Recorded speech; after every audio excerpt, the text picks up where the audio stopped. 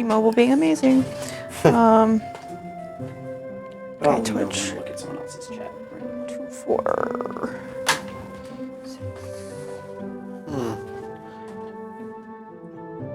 Submit. Authorize. Okay, I need to switch to commands. Okay. Custom. Oh, I need to be in the blue box one. Yeah, Chat these is screens are gonna not really- small consumption of data. They're big. Yeah, That's exactly why I was saying I'm not going to. Plus, we were about to go on a trip on Monday to Johnson City up in the Smokies. Yep. Yeah, okay. In a log Very cabin. nice, yeah. There's going to be no Wi-Fi. So Yeah. Yep. I need as much data as I can get. For sure. Not gonna be too much of that though. Up in the mountains. No, not up there. I'll be surprised if we have service at our cabin at all. Yeah, it's. I mean, I haven't been up there in a while, but last time I was up there, there was nothing at all. My first time doing it, Johnson. That's in Wagon Wheel. Wagon Johnson wheel? City, Tennessee. Yeah.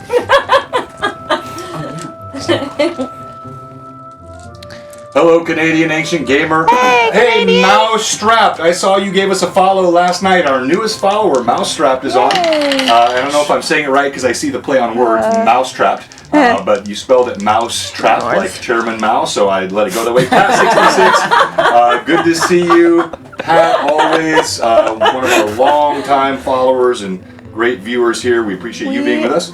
And let me make sure everybody's mics are hot. Fun fact: we don't have socials for this group, so I'm gonna do that right now. Oh, great. Okay. Runelords cast. We're There we go. gonna see a lot when they get on and there's anything. Okay. I mentioned that in the Discord. Cade. A stranger. Hey, thank you for the sub, Canadian Ancient What's Gamer. going on? I didn't say you were strange. I just said you were a stranger. Stranger, yeah, You lurking. can call me strange if you want. Yes. What's that one feat I have that I always forget to use? Charmed Life. I always forget it's called What's Charmed sad Life. is that like you had to ask her and she actually knew what you were talking about without referencing it. Like that's really impressive. That's a good player. Thank you Yes. again, Canadian Ancient Gamer. For I keep- the I need all sub. the help I can get. I keep track lost of my everything son. here. Yeah, Ixon was the real help to her. So Yeah, it's Charmed Life, and then when you use your precise strike that's granted to you by your being a swashbuckler, if you add a panache point to it, you can double your damage when you hit with precise strike. So just remember that too. Melee combat. Oh. all right, all the cams look really I gotta remember all good. this. I'm horrible with this kind of Hey, stuff. thank you for the sub, Mousestrapped. We appreciate that. Myamorph, 888. All of our viewers are coming on. Swashbucklers. And we are about ready, so grab his shield we're going to go ahead and before we, transition to our live. So, hey, guess what? They can not only hear you, they can see you now. Yes, I believe you said you did. I just And don't have then let it me just equipped. double check here, make sure everybody's mics are on. Yes, no, maybe. Let's see here. So, I have so many dice. I need have to everybody, looks like everyone's hot. All right, Curse of a D&D outstanding. player. I Hey, am 888. a All right, bit so of a dice goblin. welcome. We're going to go ahead and kick off our commercials. We're going to talk about a couple of our sponsors, and we're going to get right into the action today. We got a fun show planned. You can see, as I mentioned earlier, we have a stranger in the room today. You'll find out why momentarily. We have a player whose life hangs in the balance, which you're going to hear about Eamon on the What Happened Last Yes. Time. And we're going to go ahead and run our commercials for our incredible sponsors. And let me kill the music here. And first of all, Cozy Gamer, our second newest sponsor. Yes. They make these great dice, and check her out. Thank you, Camelise.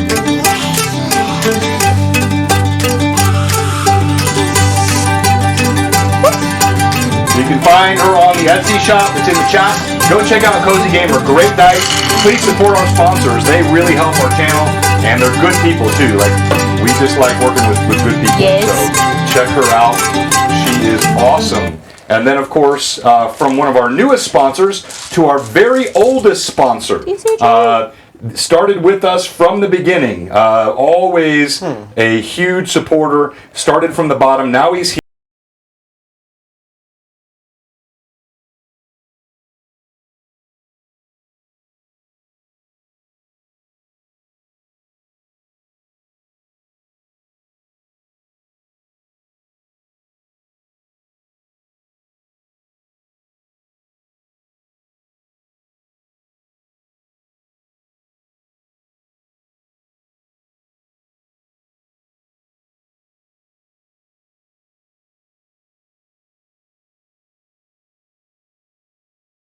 Dice Trays support that Wizard sponsor, Kit. and then a couple others we don't have Who's that commercials for. Our newest sponsor, even newer than Cozy Gamer, is Mantic Games, the makers of Terrain Crate, and we have new stuff coming from them. We're gonna have Terrain Crate stuff on this table very, very soon, and we'll be using those for giveaways as well.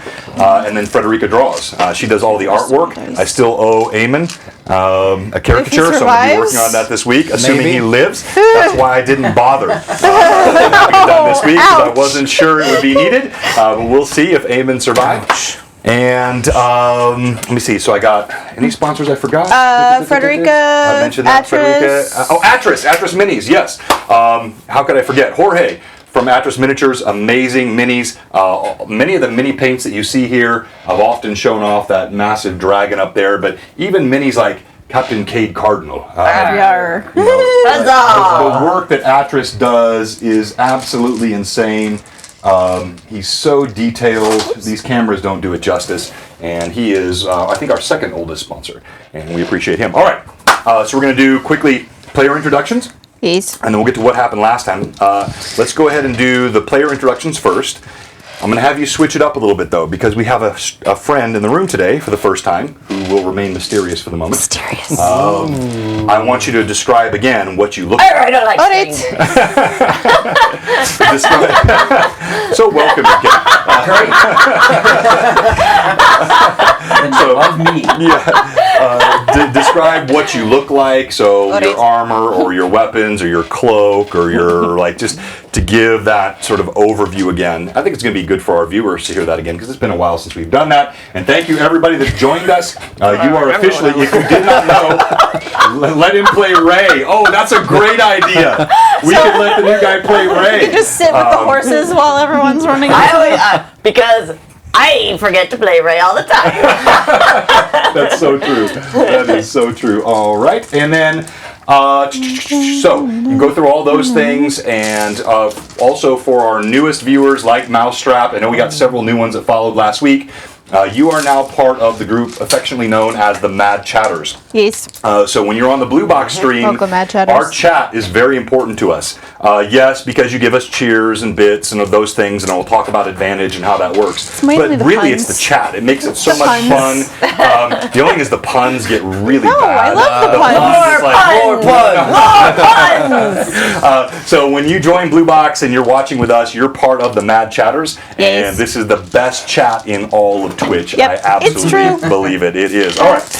So let's go around, and you're going to describe your character. Go ahead and give race, class, What level, details about what they look like, and maybe anything else you'd want us to know about that character. And we're going to start with Solomon. I am Baron Solomon Frost. I am a level 9 human cavalier. I'm wearing nice. It used to be nice plate armor. It is now. The chest piece is very thoroughly dented. One of the arms is, I think, broken on the armor. I have Poquito Huevos' longsword, nice long sword, a shield, flowing black locks, very attractive, very humble. Very humble. Yes, that is Solomon His, Frost. his greatest feat is his Purveyor and humility. loser Oh, of all Solomon just weapons. Yes, purveyor and loser of And every weapon. Check out his new book. Solomon's book is Humility and How I Achieved It. If you want to check that out, and bookstores coming to you. You All right. just got an advantage. With the forward You got by a badge from Gilderoy Canadian Lockhart. Ancient Gamer. Thank you, Thank Ancient you. Gamer. He will probably need that today. All right, let's go to Eamon. Tell us about Eamon. Eamon is a level 7 half-orc magus. He stands about, trying to get into the voice and Sure. I'm just not Take getting your there time. today. Take your All time. right, that's me all every week. Well, it's been like 3 weeks since we played, It's right? literally been 3 weeks. He is 6'4", but a hunched 6'4". He's not stood to his full height, I don't think. Nope. In the campaign, he is constantly covered from head to toe by cloth wraps, and his face has not been seen except his mouth has been seen by one person. And eyes. And yeah, his eyes are seen, although he may only have one eye after we'll get a today. peek at that. We'll see. Right. So level 7 mages. Okay. Half orc. I don't know if I mentioned that. Half orc. Yes. Yeah. All right. Excellent. And so thank you, Ancient Gamer. He also gave an advantage to you, Eamon. And then Pat66 said Cade always needs an advantage, and so you have one. Always. So let's go to Cade. Huzzah! Let me get into my voice. Yar! There we go. That's always a good way to start it. I need more rum. All right, I am a level 10 swashbuckler pirate. I guess I got long, light, sandy brown hair. I do, let me see. I wear a headband, or one of these things. Oh, very important, I'm missing an arm. I lost it twice. All right. Well, not the whole arm. It's, from the elbow. Elbow. You know, I'm one wing in it. I grew an arm back and lost that one too. It was so. brief. Lost an arm twice. The same one. Same one. I love rum. Gives me rage power. It does. And I've got a pirate. Oh, I never started out as a captain, but I am a captain now because I was given a ship, Miko's Revenge. Yeah, but you lied about being a captain. Oh, I did. But like nobody believed the lie. I knew the entire time. Outstanding. Thank you. Another advantage goes to Cade from Ancient huzzah. Gamer. Ancient Gamer on fire as always. Thank you. Mousetrap is actually Honeybee, right? To have that right, I want to double check it. Followed us on Instagram, shouted us out last night as a brand new follower. She's been checking out all of our YouTube videos. She's like watched the whole Greyhawk Awakening campaign all the way through. Has it all playing in the background, so absolutely fantastic. All right, last. Hey, But I didn't explain my pets. What? Oh, I'm sorry. Go ahead. I have 2 pets. Most pirates have a parrot? Yes. I've got a pigeon. Polly the pigeon. And a newly acquired little goblin something, Ray, that I acquired from my departed friend who betrayed us, Ixon. Yes, and that was a very strange creature. We won't go into it today, but it's about an 8-inch tall goblin that has wings. It was a creation, an artifice, if you will, of the alchemist which betrayed the party. And, when the alchemist betrayed the party, his familiar left and right. did not follow him, had built a bond with the party, stayed behind. Cade had been tempting him with pickles the whole time. And so Pickles play a part with this pirate. that's right. So Pat, thank you. Pat66 said it right. You keep calling them pets. He's not a pet. He's not a pet. He's a He's a companion. He's a familiar. He's a. He has a brain. Okay. All right. Irda. I'm a pirate for crying out loud. Alright, hello everyone. I am Ida the Enreal. I am a level 8 Scald level 2 paladin of Serenray. I'm an Azamar, and what I look like, I am almost 6 feet tall. I'm a very tall woman, and I have a long blonde braid that I wear, and it's kind of like a golden blonde. Thank you, Canadian Ancient Gamer. And I have, let's see, what, I can't even remember. Oh yeah, my eyes are sapphire because Azamar tend to be very like shiny in general. She's very beautiful and is a bit like off-puttingly so to a lot of people. And I wear a breastplate that I actually got from my fallen sister, who had been kidnapped at a young age. So I have her breastplate and an elven chain shirt, I believe. And I wear a teal-colored tabard over my armor, as well as all of my armor was recently modified to let my wings come out because I can now fly at will. Which is an Azamar class ability, or race ability rather. Yes, and my preferred weapon is a battle axe, but it is currently being worked on in Magnamar, so I am using a sword that Solomon let me borrow because he is, in fact, the armory. Yes, the walking armory. And so she is, in fact, not only the first Azamar I've ever had, in my campaigns. More importantly, she's the first player I've ever had with a teal tabard. And that is just a distinction of incredible importance. So well done, and thank you. And let's go ahead and get to what happened last time. Yes. All right. So last time on Roblox RPG: Rise of the Runelords. Oh yes. So first of all, we got a follower already, Kyle the Unusual Guy, or Kai the Unusual Guy. We like unusual people here at Blue Box. That's fantastic. And I need you to do that again one more time. So you.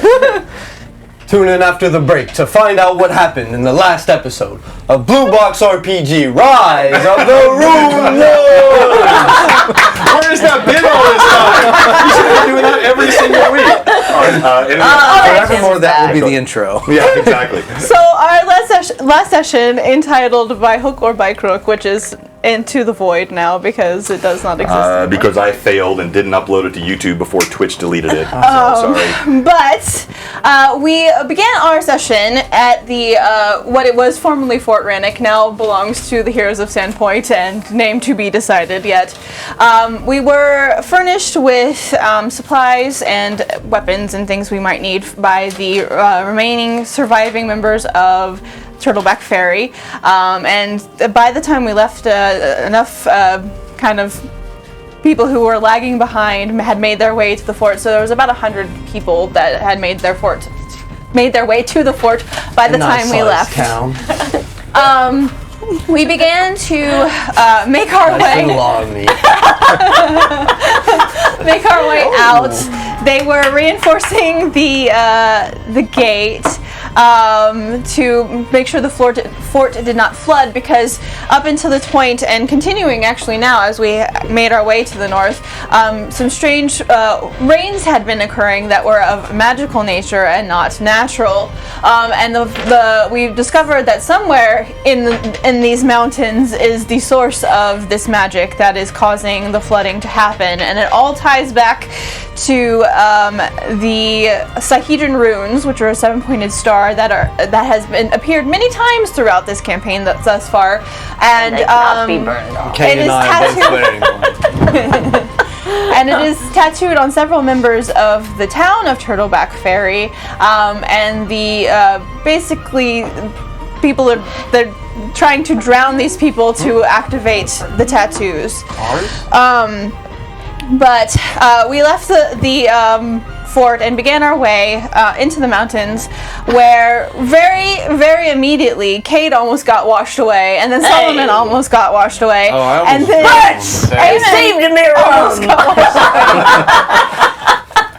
Cade stuffed his flask into his mouth and managed to down almost the entirety of the flask, while Irda flew to his rescue using her wings properly for the first time. She had tested them out a little bit before they had left, but that was so she flew after Cade and managed to pull him from the water after a little bit of effort.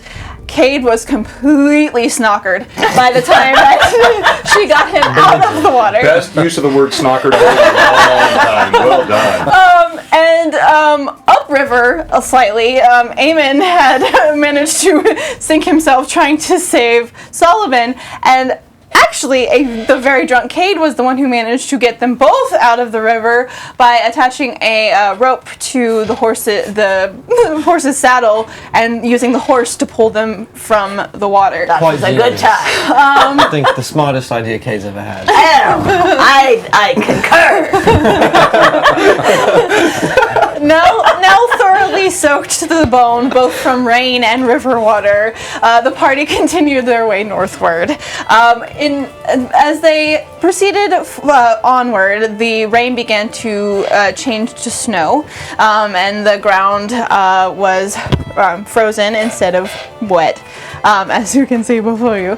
And the party actually met up again with an ally who had disappeared back in Turtleback Ferry because of her being very upset with the party for being too focused on financial gain rather than helping in general. So she's a little peeved and departed. But she learned some information while she was separated from the group, and met back up with the group as they were making their way into the mountains. Shalelu is this elven ranger's name. She informed everyone where the source, she believed, the source of the magic might be coming from, which is high in the mountain, where the mounts could not go. So, Of course. when the party decided to take a rest inside of Irda's tiny hut. And in the next morning, all of the mounts, including Kib the bear and Shadow Mist the horse and the other unnamed horses thus far, were left with Ray, the tiny goblin. Ray will protect them. Who has been given instructions to care for the mounts until the party can return. The party began to make their way towards the mountains, and as they did so, a giant spider fell out of a tree. Oh no! And when she says giant, I actually used it on stream. And she's arachnophobic. She jumped out of her skin on stream last week or 3 weeks ago, which I can't see because I lost it. The spider was actually quickly dispatched, but the sounds of battle drew a couple of very large, very frosty-looking giants in our directions. To which we managed to defeat the male of the 2 giants relatively efficiently. Solomon getting the final blow on. technically, I think Cade got the final blow, but I did all the work. you loosened the pickle jar, so to speak.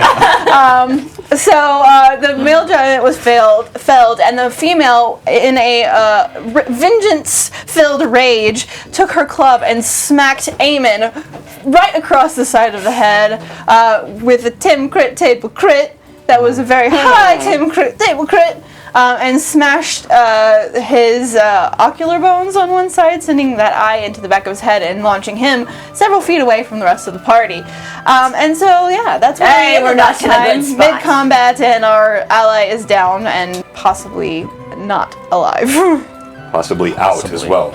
All right, so fantastic, and we're going to jump right into it. I got to acknowledge the chat. You guys are on fire already today. We had questions. What does one do with a drunken pigeon? I think Pat Draw said, what can't you do with a drunken pigeon? This pirate has lots of fun, I tell you. Yes, this is a different campaign, so if you're looking for gnomes and ogres, that's the Tuesday night campaign. Greyhawk Awakening. In fact, I think I have... I'll show that real quick here. On Tuesday nights, we played this campaign, which is Greyhawk Awakening. That's at 5 o'clock Central is that Time why somebody asked who are these people? Yeah. They're a normal Tuesday night viewer. And what's fun about that is, of course, you see the table setup is different here. On our stream on Sundays, we have this Lazy Susan with interchangeable, because I've really got to make use of the room. I've got 6 people right now in a very small room.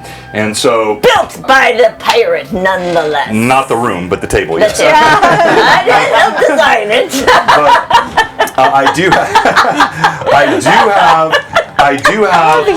I've got 250 experience points that goes to any player that can tell me the reference that Pat Draws was making when he said, is it an African or a European pigeon?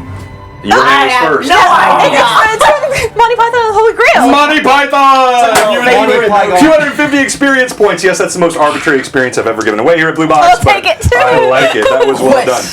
All right, we also have, so we do giveaways here almost every week, every session, just depends. If the viewers are down and you guys suck, I don't do giveaways, but that rarely happens, so I do giveaways almost every time, and we're definitely doing a special one today. We have a brand new giveaway, never before seen. Oh, huzzah! We're going to tell you about that right before the break. This is pretty slick. You're gonna want this. I'm telling you, you're gonna want it. Yeah, and I'll tell you, it's got to do with Cade. Hey, we'll put it there. And all right, so at the very end of the last session, we had the crit that was being resolved, and we're gonna go ahead and set that up and get back to the action here. But thank you everyone for joining us.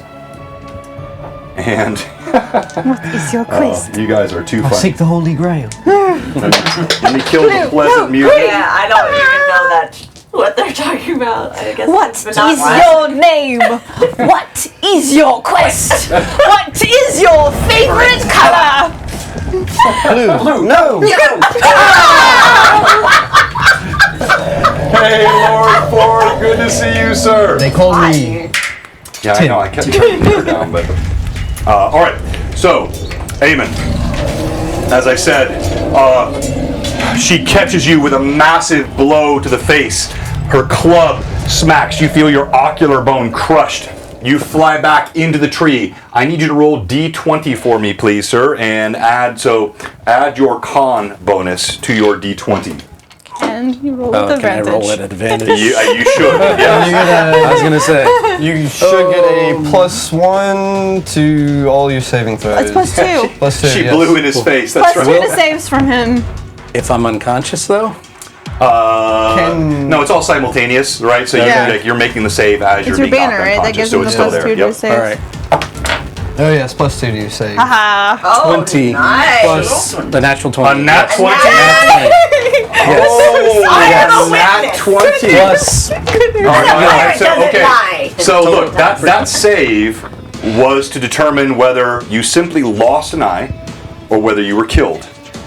With that nat 20, you're certainly not killed, and the eye is now in play, but you are knocked unconscious. So Eamon flies against the tree. You hear a sickening crunch. You see blood spray from the side of his face, now sopping down the cloth that surrounds his face, and we go to initiative. Yes. Who rolled initiative last? I don't remember. Let's I go think ahead it and was Cade. reset it. It was Let's have Eamon. No, you're unconscious. Let's have Cade roll initiative. Oh, yes. Don't forget to add the +1 to your So this is one of the 1E rules we Swashbuckler's use here. initiative. We are playing three. Swashbuckler's Oh, initiative. swashbucklers Okay, all right, hang on. Don't forget to add +1. So we are playing 3.5, but we use some rules from, they've got some house rules. A lot of them are 1E, 2E rules. One of those is group initiative. And you'll see why, if you've never played this before, it's a lot of fun. It does simplify things in many ways, but also puts a lot of emphasis on the initiative. And so we use that. We also use 5E advantage. So you've seen already on the stream, anytime you cheer 100 bits, you give advantage to the player or the DM. Now, I didn't call out, they call me Tim, gave the DM advantage Tim. earlier. Tim is your resident DM fan. Hey! We got each other. Thank you so He's much. against the players, and we are All against right. him. He helps us on Tuesday a lot, actually.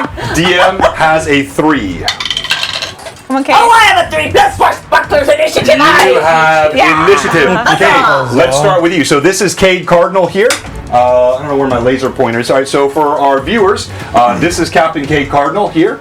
This is Solomon, Baron Solomon von Frost there. You see Irda here. Now she's flying off the I don't ground have my with mini her painted wings yet. out. And then the first frost giant they killed, Eamon, unconscious, blood seeping from his face, laying by that tree, and the dead spider they killed Advantage for earlier. pigeon rum? And advantage for pigeon rum. I think that goes to Cade. All right, Cade. Okay, so I'm going against this giant, yes. Yes. Right. All right, And you just got an advantage, by the way. so she's giant Yes. in the snow. Yes. Yes. All right, I'm going to. Okay, can I do this? Can I? My answer is going to be you can try. Now tell me what you want to do. Well, what I was taking my cape and wrapping it around her feet as I slide by. Your mic is all the way down there. Oh. Hello. Sorry if you just lost your eardrum, viewers. Please send all legal complaints to @bluebox.com and we'll. No, sorry, go ahead. I was thinking of sliding by with a cape with swashbuckler's grace or finesse. You can try. Okay. I'm going to use an advantage. So tell us what you're doing. Okay. Describe it. So, since, I only have one hand to do things, I've got a cape. I'm going to use my cape. I'm going to use my swashbuckler's finesse. Going to slide by her and wrap my cape around her feet, and hopefully she falls.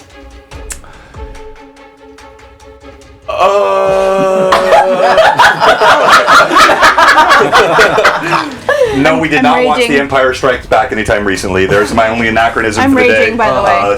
So that's an ad Just as a reference. reminder, I'm still raging, guys, so Yeah. you get All your right. So bonuses. go ahead. Let's have you roll d20, add your dex, please.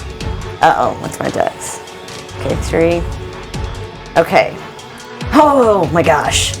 All right, I'm rolling at advantage. Okay. With me new die.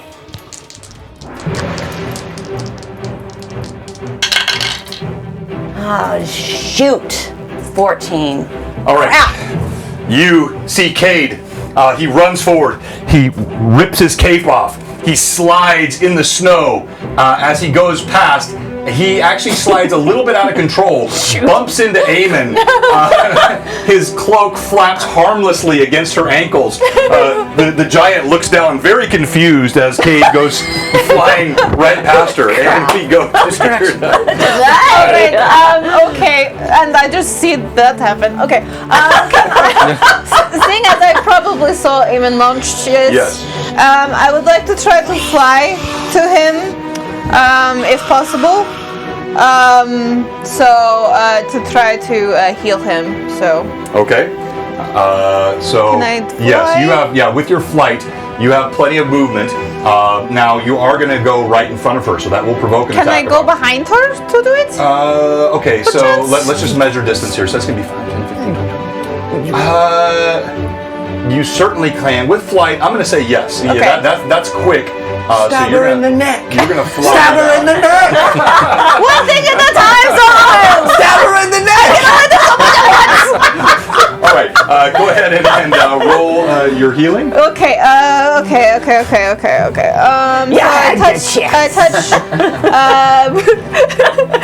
touch Eamon and I cast Cure Serious Wounds because that looked really bad.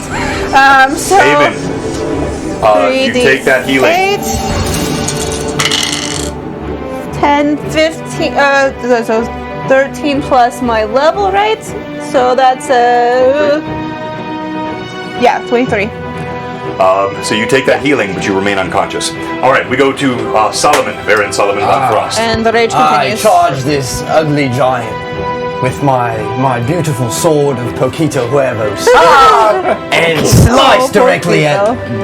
at attacking height to like her Right knees, at her assume. waist, yeah. Yeah. All right, roll to hit.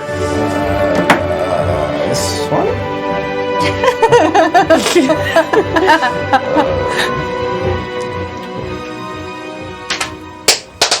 I'm not using that one. I'll use this one. Yeah, go for it.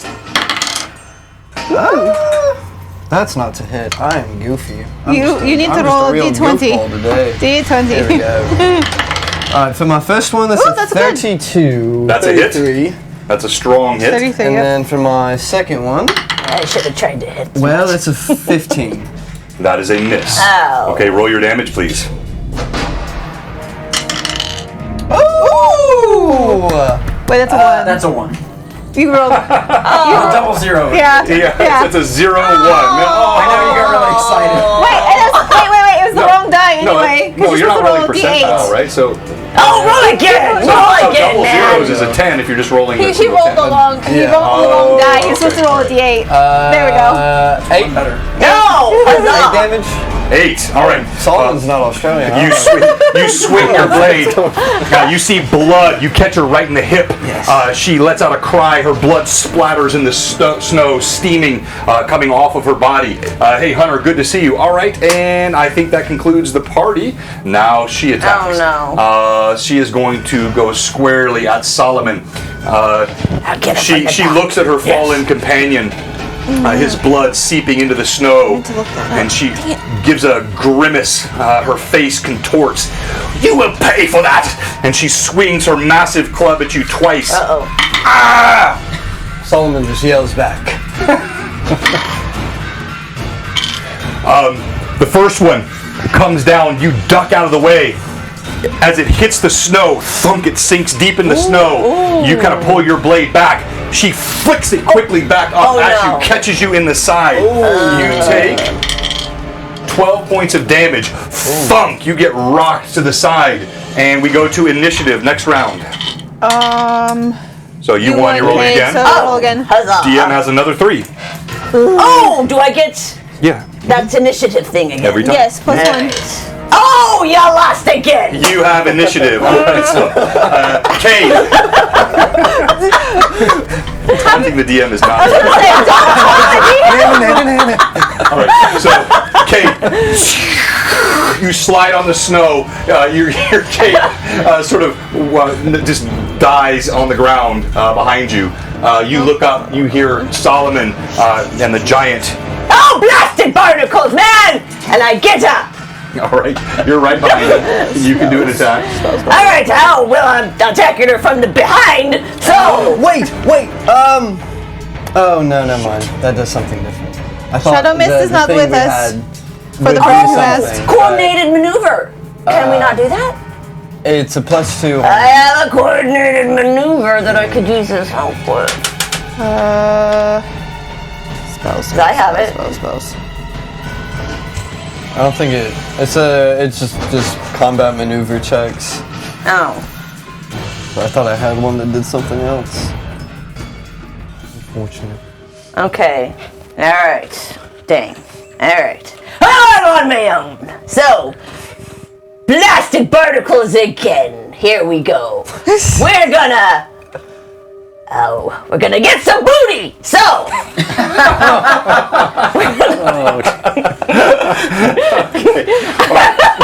Or otherwise known as a flanking attack. Oh, that too. Here at Blue Box, flanked attacks are called Get Some Booty. So let's go ahead, get you some booty. We only let the ladies say that on the stream, by the way. Men never say that. Yes. All right, roll to hit, please. Kick or can.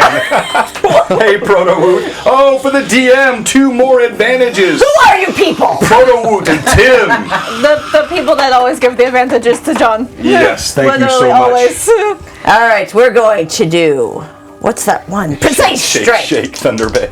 All right, precise strike. I double something. Double or nothing. Here we go. Double is vital strike. Yeah, This is the No, +1d6. if she adds panache points, Oh. she can double the Right, damage. that's right. I knew I doubled something. Make sure you track But those you panache have points. to use the panache to do that. That's right. All right, panache. I've got plenty of everything. Okay, roll to hit. Oh wait a minute. I need to Hey, use that on the drags out second. every single attack.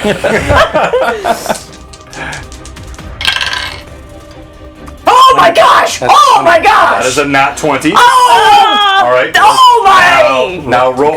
Now roll to confirm. I got myself some big booty. All right, here we go.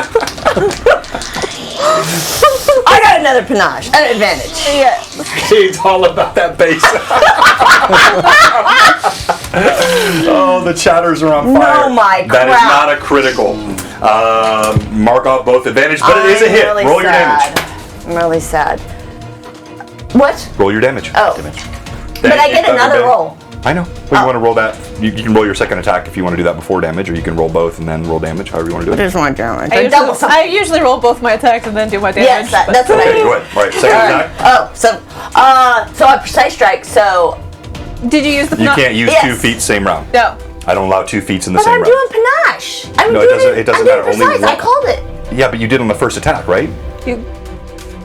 You did that on the first attack. Oh, I thought it Yeah. redid everything. No. No. That's you Vital get Strike. 1 feat per round. Oh man. All right, roll a hit. Let me quickly. Gosh, there it is. Oh, Oh, and God. that is a nat 1. Oh no! Roll to confirm the fumble, please. Oh no! At least it's on the second roll and not the first one. Yeah. Because if it Well, I ends thought poorly, these die were in my favor. Oh, I don't have Tim's fumble tables downloaded yet. I'll have to get those downloaded Not this week. liking the way that one's So I'm going to rolling. use the old Middle-earth role-playing I'll try fumble to get- tables. You just got Okay, you got 4 4 advantages. Oh, well, I'm using it on this next roll. Thank you so make much. the confirmation. Make the confirmation. We got Pat draws and Pat 66. We're double patting here. Oh, okay. I did it. What's your total there on the 15 plus second attack? +1 from the banner. So 60. 16. Plus I'm confused. your second Let's attack. go 21. No, you're guessing. Hold on here. What's your second attack? 73. Okay, no, it's actually you would really short. It's a 27, so you do not fumble. All right, so roll your damage I on your knew one I hit. was around. She panicked. You should always Roll think about to bluff 20 to the going for the D- booty. D- Roll your damage, please. Okay. Panic math doesn't work well. Okay. Need my D8. The way that You are LEDs dragging this reflecting- down Hey! here. Does D8. look cool. Gotta keep it moving. Here you go, D8. You got one? There you go. All right, double triangles. double pyramids. Oh, 2 plus your I just- strength. So it's 3, 7, 6. All right. You Plus 5. catch her by surprise. Okay. You stab her in the flank. You catch her right in the glute. Right glute. Your rapier stabs Solomon. You see the giant jerks. Something is pricked her from behind. Wrong use of word. Something is stabbed her from behind. Right! Okay, He's not Ray. there. Where's Ray? He's with our He's with the mouse. horses. He stayed with the mouse. Crap, here I'm using him and I can't even use him. Yeah, someone already asked me about Shadow Mist. He's back with Oh. Yeah, Same with all him. the mounts are back. All right, Solomon. After seeing her jerk in surprise, Oh, what was that? I know that this is my opportunity to strike once again. Yes. With Poquito Huevos' lovely, lovely Lovely. soul. I was trying to add a syllable that was not there.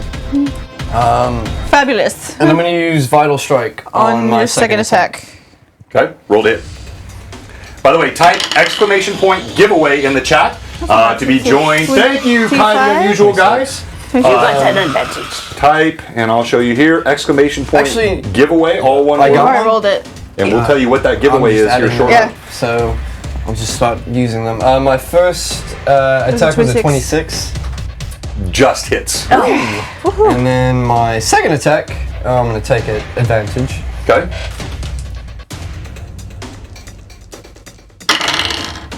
Ooh, it's natural 16 on the That's a die. 32. Those are both Oh, you hits. Vital Strike, right? Those are both hits. All right, give me your total damage, please, sir. There is no damage Okay. reduction This is here, the so you don't need to vital give me strike. individual. Just add them all up.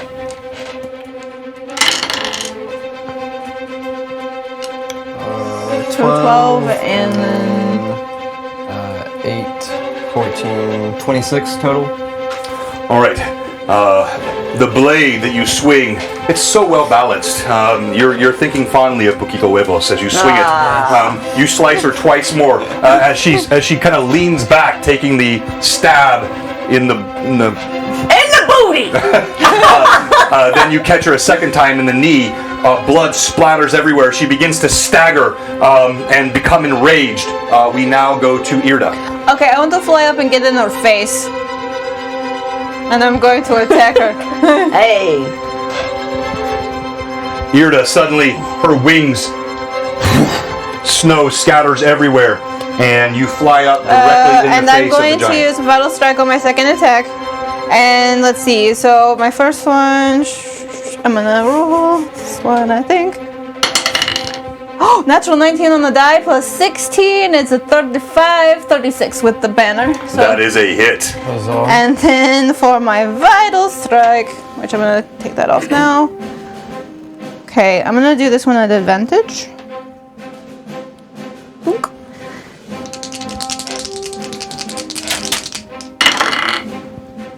Well, that's a 18, 19. That is on your second hit. Yeah, that's Yeah, my that second misses. hit. Yeah. All right, so you fly up. Your first blade strikes. Hey, thank you, Redbeard, Huzzah. our resident pirate mad chatter. Huzzah! Okay, so my Where's first my one red hit beard? though. Where'd he go? Your little guy for Redbeard. I just saw him today. He's Alright. there. He is. So my first one hit. So, oh, that's pretty good. 10 points for the first attack. All right. 10 points. So you fly up. She's surprised as your Azamar wings loft you into the air. You catch her on the side of the cheek as her head pulls away. You open a nice red open wound across the side of her face. And now she attacks. And she is going to attack. I'm still behind her. I know that. Irda! makes sense, Irda. As you fly up in her face, she suddenly tries to bat at you. And I'm going to use DM advantage here from Tim. Oh, that's no. stinky. Oh. Remind me of your armor class now, please. My AC right now is 25. Okay. And on the second attack, I'll tell you what happened there. I'm going to use the second attack advantage from I think it was Pat.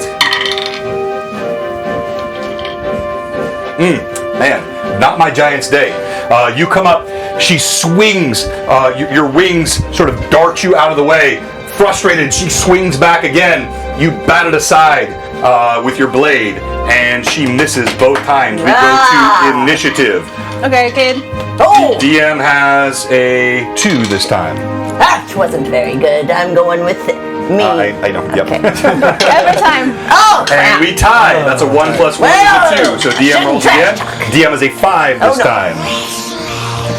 Thank you, Hunter. Burn those advantages. I got a 5. So we that plus 1. That's 6. All right. So from now on, I think to make this fair, your swashbuckler's grace is only going to apply on the first roll. So if we tie, Initiative. yes, on initiative. Subsequent, checks on that, I'm not going to have you add plus 1 every single time, but I'm going to let you have it this time. Boy, I how didn't tell you that. convenient. No, convenient would be telling you can't have it now. I'm giving it to you.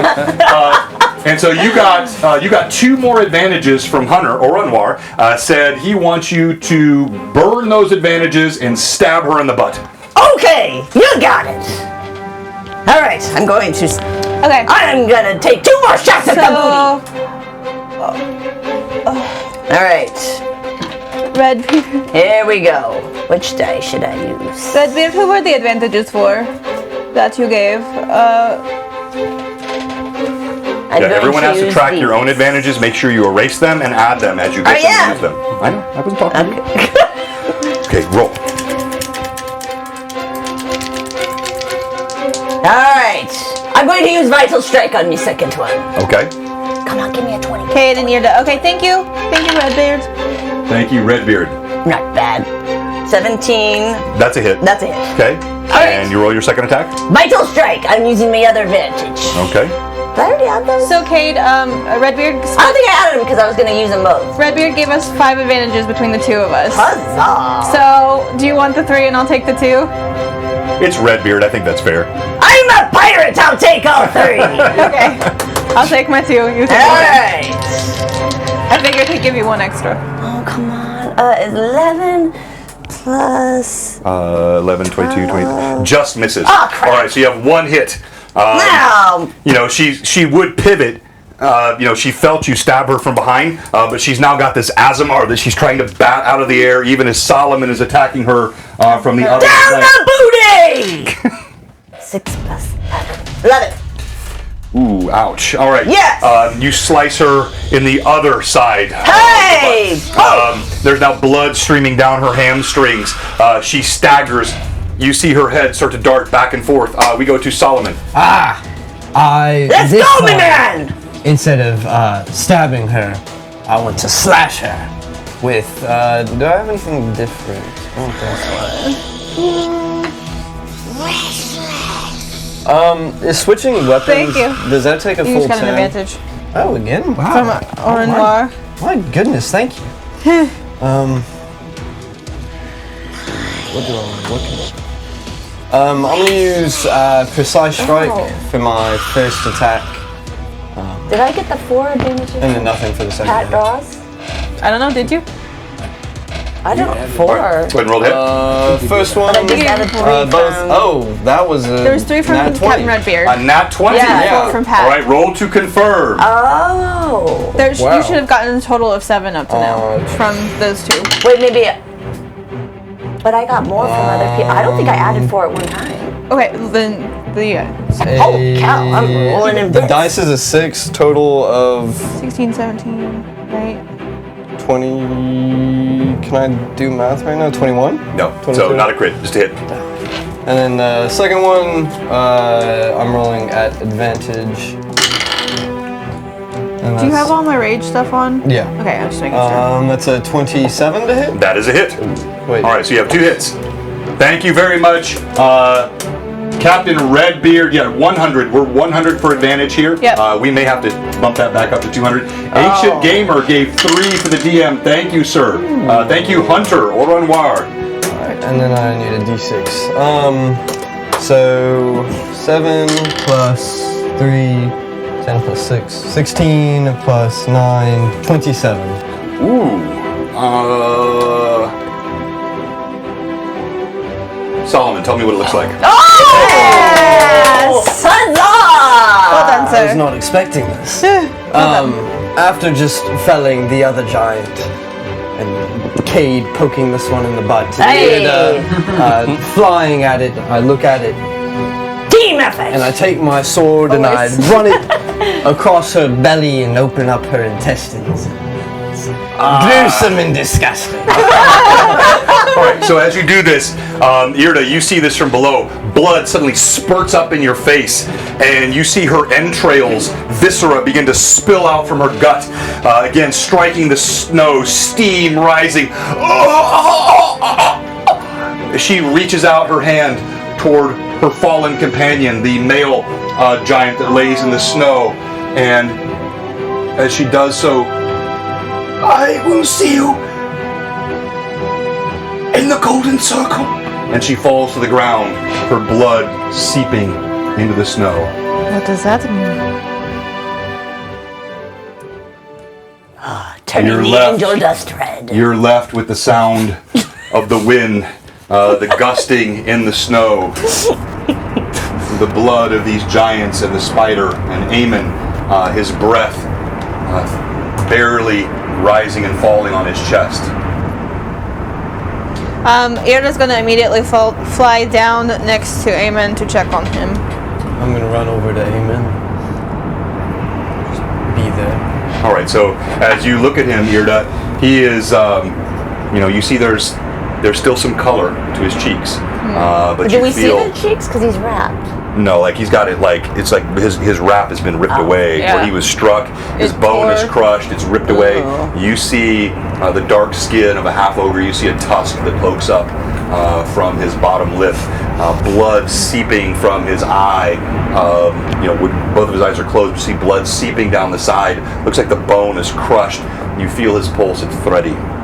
Okay, I'm going to lay on hands. Yeah. Okay, go ahead.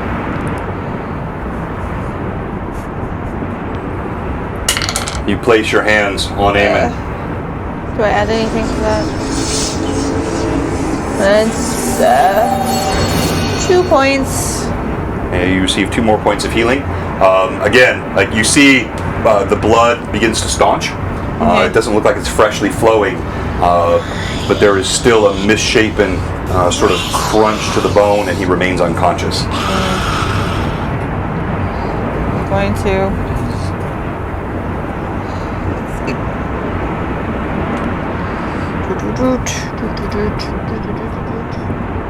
Yeah, I'm gonna do another. I'm gonna do cure moderate wounds now, just to see if I can get him a little more So stabilized here. one of the feats I have is aid allies, and I can grant bonus to armor class, attack roll, saving throw, or skill 16 check. points more. So Right. would that do any?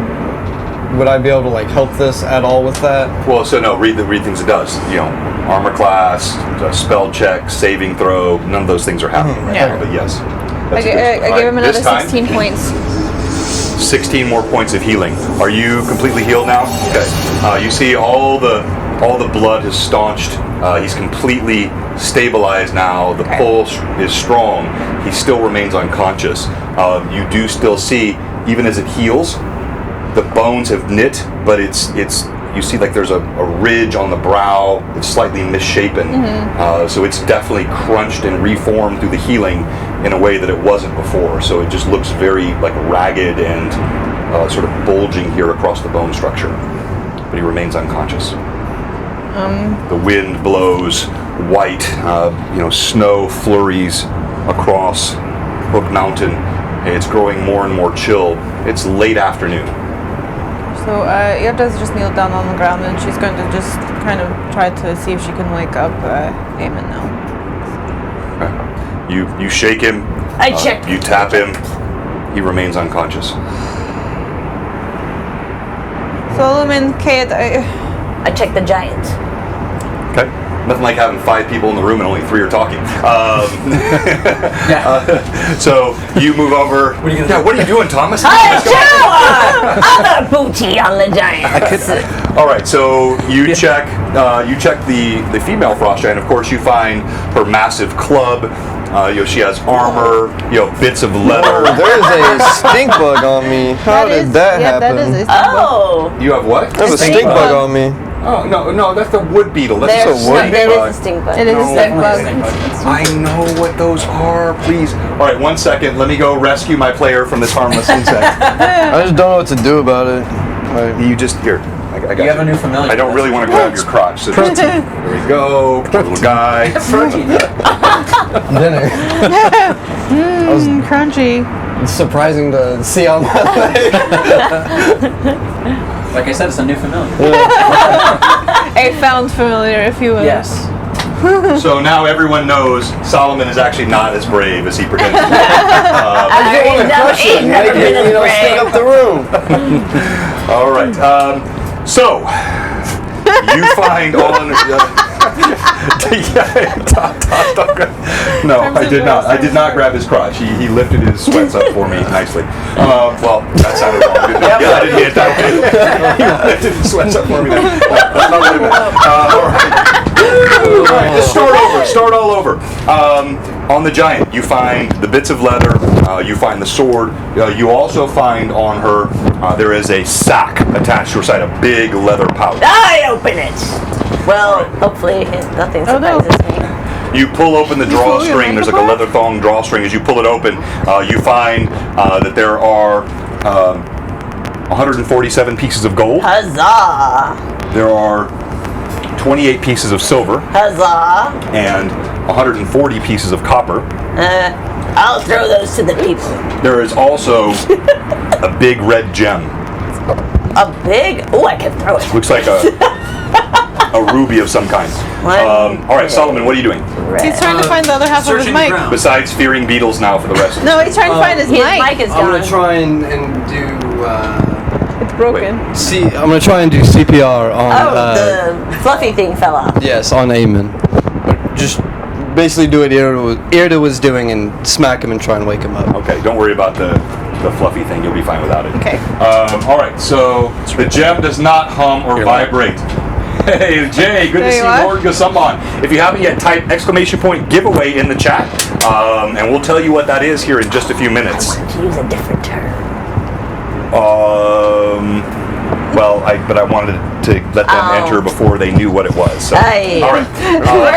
You see Solomon comes over. He starts slapping Eamon in the face. He does some weird thing where he starts pounding on his chest. You're a little bit concerned. Solomon appears to have no knowledge of what he's doing. Maybe stop, please. That's not helping. I was just trying to wake him up. I appreciate that, but Should we take off his bandages and maybe see what he looks like? maybe just help me get him up. That is a violation of his personal self. Do not take off his clothing. Not his clothing, just. Just the wrap. We need to make sure nothing else is wounded under there.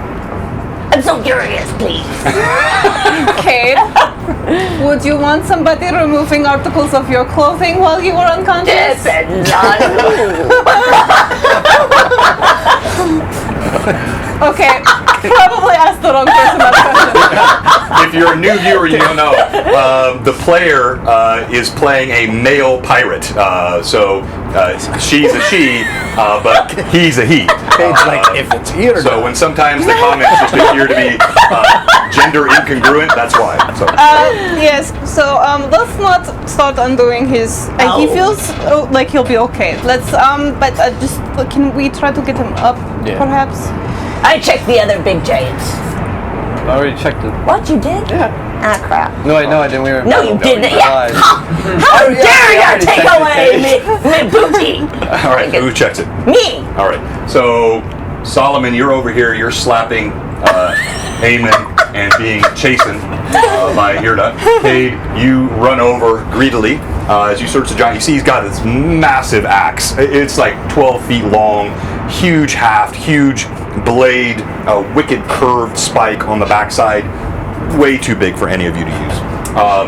He has a giant shield. The shield is as tall as you are and as wide. Looks like it probably weighs at least 150 pounds. Now I try and lift it.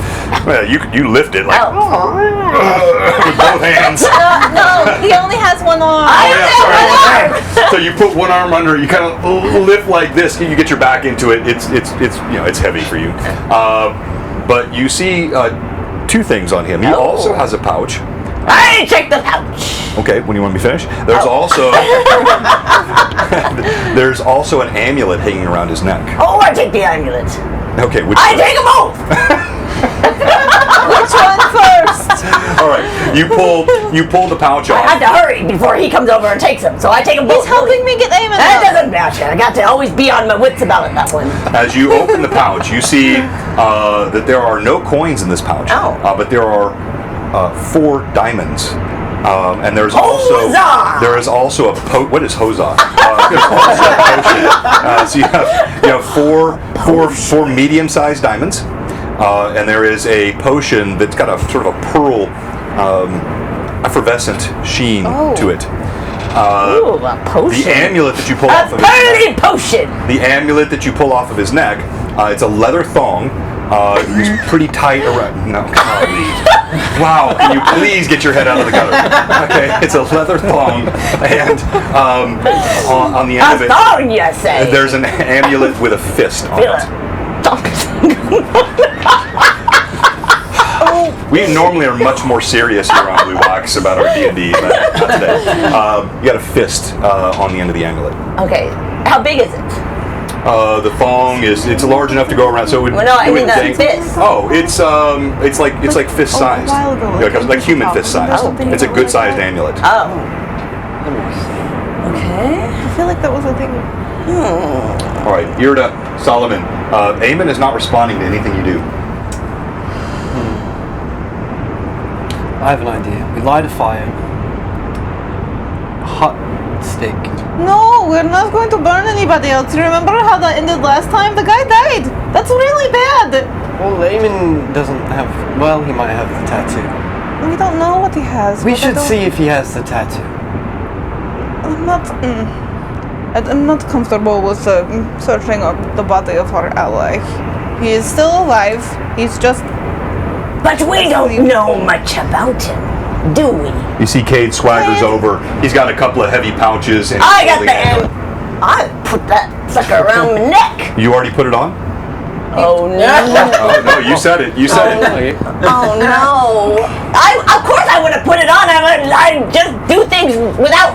Impulsively. Unrationally. It's paid. Okay. I should have asked her first, but did not. Crap.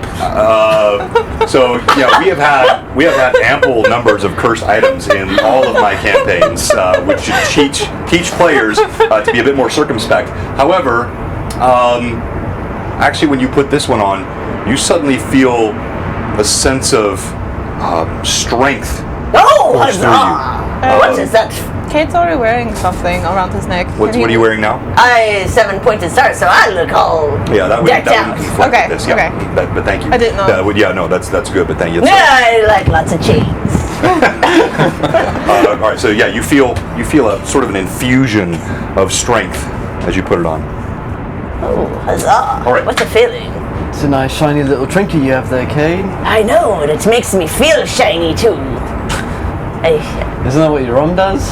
Hey, on the inside. This makes me feel like I could beat up anything. I'm feeling stronger, even this weak arm I got. The nub arm? It feels stronger than normal. It starts getting closer to dusk. You see the sun now hanging low in the sky. There's less light. How much closer did we get to the cliffside that we were heading toward? Yeah, so as you look up, it looks like you're still probably a couple hours, 3 hours of travel to get up to that edge of the slope up top. You know, this mountain is very tall. All right. Well, since it is getting to dusk, we need to move Eamon with us, but I would like to get a little closer to where we are before I cast to the tiny hut. So Where did Shalelu go? she's still with us. Is she? Yeah, I don't think I have her. She's not on the table, but Okay. she's with Okay. us. She did nothing. She did nothing. Well, it's because she's not on the Now table. you understand. Aye, Now you see. It's just because she's not on the table and she I got must do forgot. something wrong with my. Everybody else hates on all my NPCs, so. I mean, we're not going to talk about She's Asher worth though. Her arrows always miss. She speaks in a whiny voice. Who wouldn't be irritated with her? I like Shalelu. All right. Oh, so. What see, in the heck? Pat, who redeemed the gift there? That was Canadian. Was it Ancient Canadian? Nightmare. Yeah. Yes. All right. So who do you give that advantage or disadvantage to? Oh. 10,000? Oh, to me. Well, those are his channel points. Oh. Yeah. You that wasted gives- it on the DM? Not wasted at all. Type exclamation point giveaway, and we're going to tell you here in just about 10 minutes, or maybe 15 or so, what that giveaway is. So- Never been given away here before on Blue Box. Irda, Yes. since we don't have, mounts or Right. anything, are we just going to carry Eamon between the two of us like a stretcher, or are we We going could- to throw him over our back? We could try to, well, hold on a second. I might have a The solution. four of us I could grab a leg, you could grab a leg, Cade and Shalelu could grab a leg. Cade Or should an Cade should just keep drinking and leave the rest to us.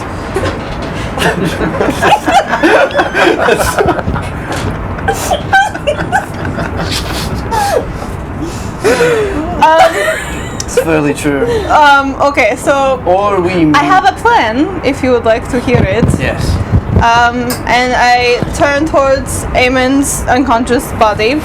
I'm going to use my spell Kinning, and I'm going to cast Levitate on him.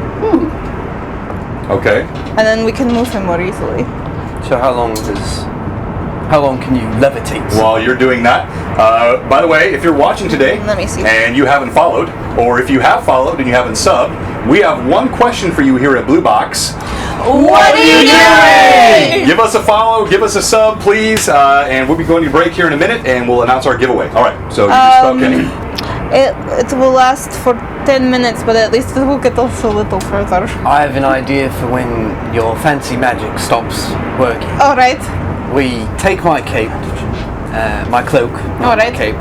We slide Eamon on top of it, Alright. and then we kind of just drag him. I have a winter blanket in my bag too that we could probably Yes, use. we can just cocoon him in layers and drag. Well, then I can just save the spell and we can just Yeah, we drag can him. just do that. Okay, let's do Okay. that. As the sun falls lower, that bitter chill of the wind, it's cutting to the bone. It slices through your layers of clothing. It chills your armor. You start to feel the joints of your armor stiffen, Solomon. And you see Eamon's face looking more and more pallid. He's getting colder and colder. Get laying in him the wrapped snow. in my winter blanket. Like, get And then like I put shift my the winter blanket cloak out, under wrap that. him up. And we start. And I have colder resistance. I don't know how Les and Azamar, so I don't know if that helps me at all in this situation, but Yeah, it does. But yeah, so we're just gonna get Eamon on my winter blanket, get him Okay. wrapped up, and then we're going to kind of try to move him using the blanket. All right. And so you're going to continue sort of, now remember, you're going, uphill. There are occasional plateaus, Yeah. but you're going up the side of a mountain. Just some a places very little treacherous. bit closer until we can find a good, fairly concealable spot so I can cast my tiny hut. Okay, all right. So you begin dragging the body of Eamon up the hillside. The chill, while Irda seems unaffected, it is really hitting you. Cade starts pulling more rum from his Hey! flask to warm the innards. Solomon, to as keep I already yourself mentioned, warm. your armor is becoming a curse. You feel the chill going into the metal. Frost is forming on it. The steps become more and more difficult. But as you get further and further up, the sun begins to fall into night. And as it does so, you look up ahead and you see there is a light shining through the trees. All right. Thank you, Canadian! Let's see. So, can I tell at all what the source of the light is that we're seeing? So it's filtering through some trees. Are you all going to get closer to see, or is one of you going to scout ahead, or what's the plan? Shalelu says, I say since we have an unconscious body with us, one of us should scout ahead. Alright. Well, I do not mind. I have good vision in the dark, so... yeah, so why don't the rest of you kind of find a spot to hunker down and I will go ahead and tell... Yes, Kate. Could we? Is it very cold? It is. It's very cold. So, And Irda just kind of gestures at all the snow on the ground. Yes. is there any place to hide from the wind or anything? I don't know. Any big rocks around? Well, we have sorry. that big shield. Is there Would that anything- help us? So there are no big rocks right where you're at here, but you The could... big shield from the giant? You- We're not there anymore. Oh, we're not there anymore? You moved past we- that. Oh, Ancient Gamer on fire Thank again you. today. Thank you so much. Oh, huzzah. Every player got advantage. Thanks, Canadian Ancient Gamer. Which includes you, Thomas, even though you. you're not playing right now, but you got advantage.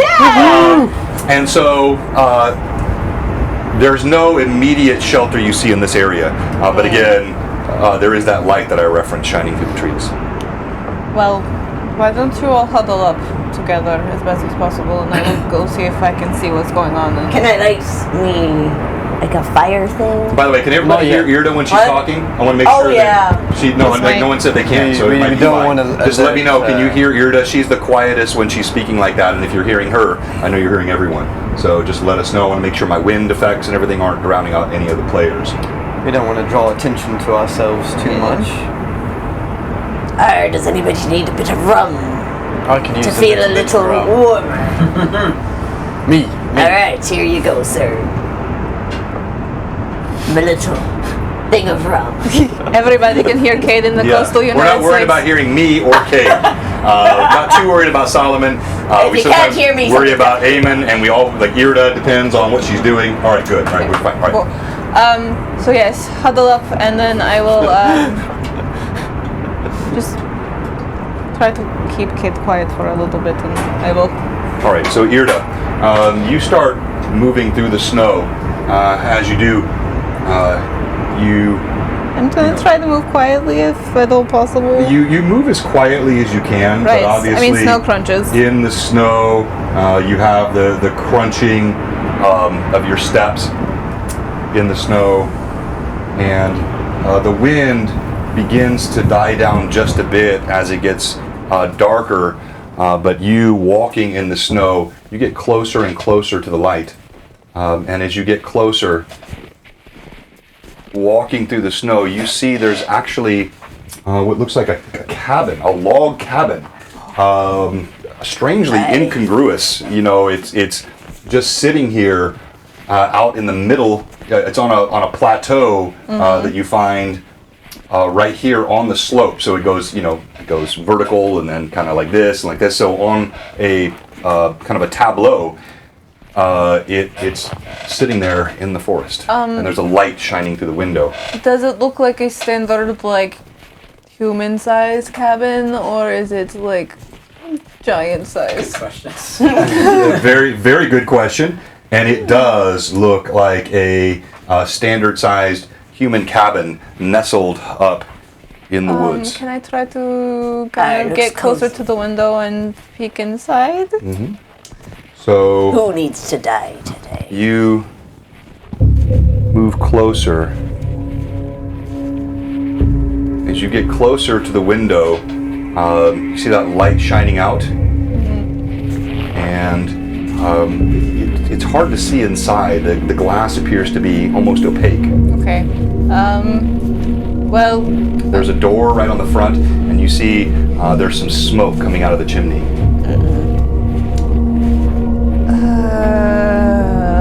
okay. Let's see. What can I do? What can I do? What can I do? Let me think. Think. Oh, too bad we don't have room.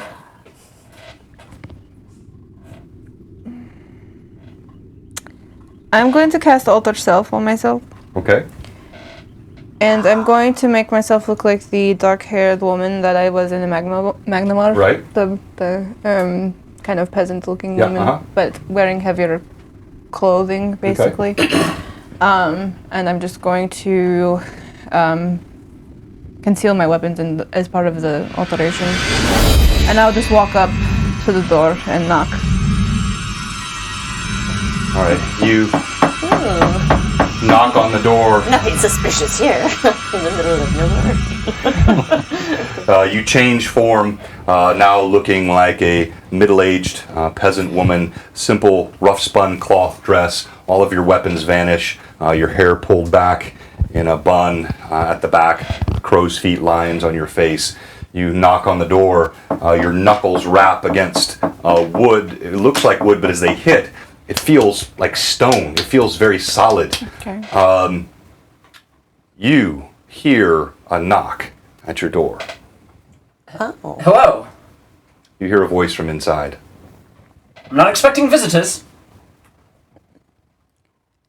My companions and I were wandering in the snow. We were hoping to find a little shelter. It's a dreadful storm out here. Certainly is a little shelter. Yes, we How many of there are you? altogether 5 of us. One of us is unconscious, though. He had a great injury. You're not dangerous, are you? I don't think so. Advantage to all the players. Can I insight that? Go ahead. Go ahead. Make an insight check, please. Thank you very much, Machik. All the Not players. good. Okay. What is it called? Actually, no. And so I'll tell you, like, typically, sometimes I'll let you do it. A lot of times, and we'll introduce him in a moment here. A lot of times, the way I do this is I'm going to have you tell me what your bonus is, and then I'm going to roll because you don't know if you failed or not. So what is your sense motive? sense Bonus motive? 4. 4. Okay. I'm a 5th edition player. I'm new to You feel a certitude that what she says is true, but you still feel there's a hint of some kind of deception afoot.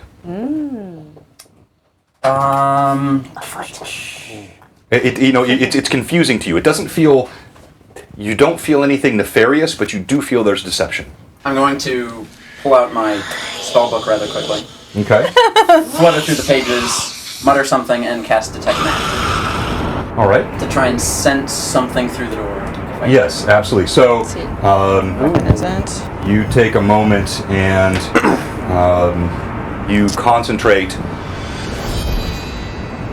You feel a strong presence of magic on the other side of this door. Friend or foe? Easy answer. I am friend, I think, as long as you are not going to threaten my safety. I'm not much of a threat. And I open the door. Okay. As he opens the door, it creaks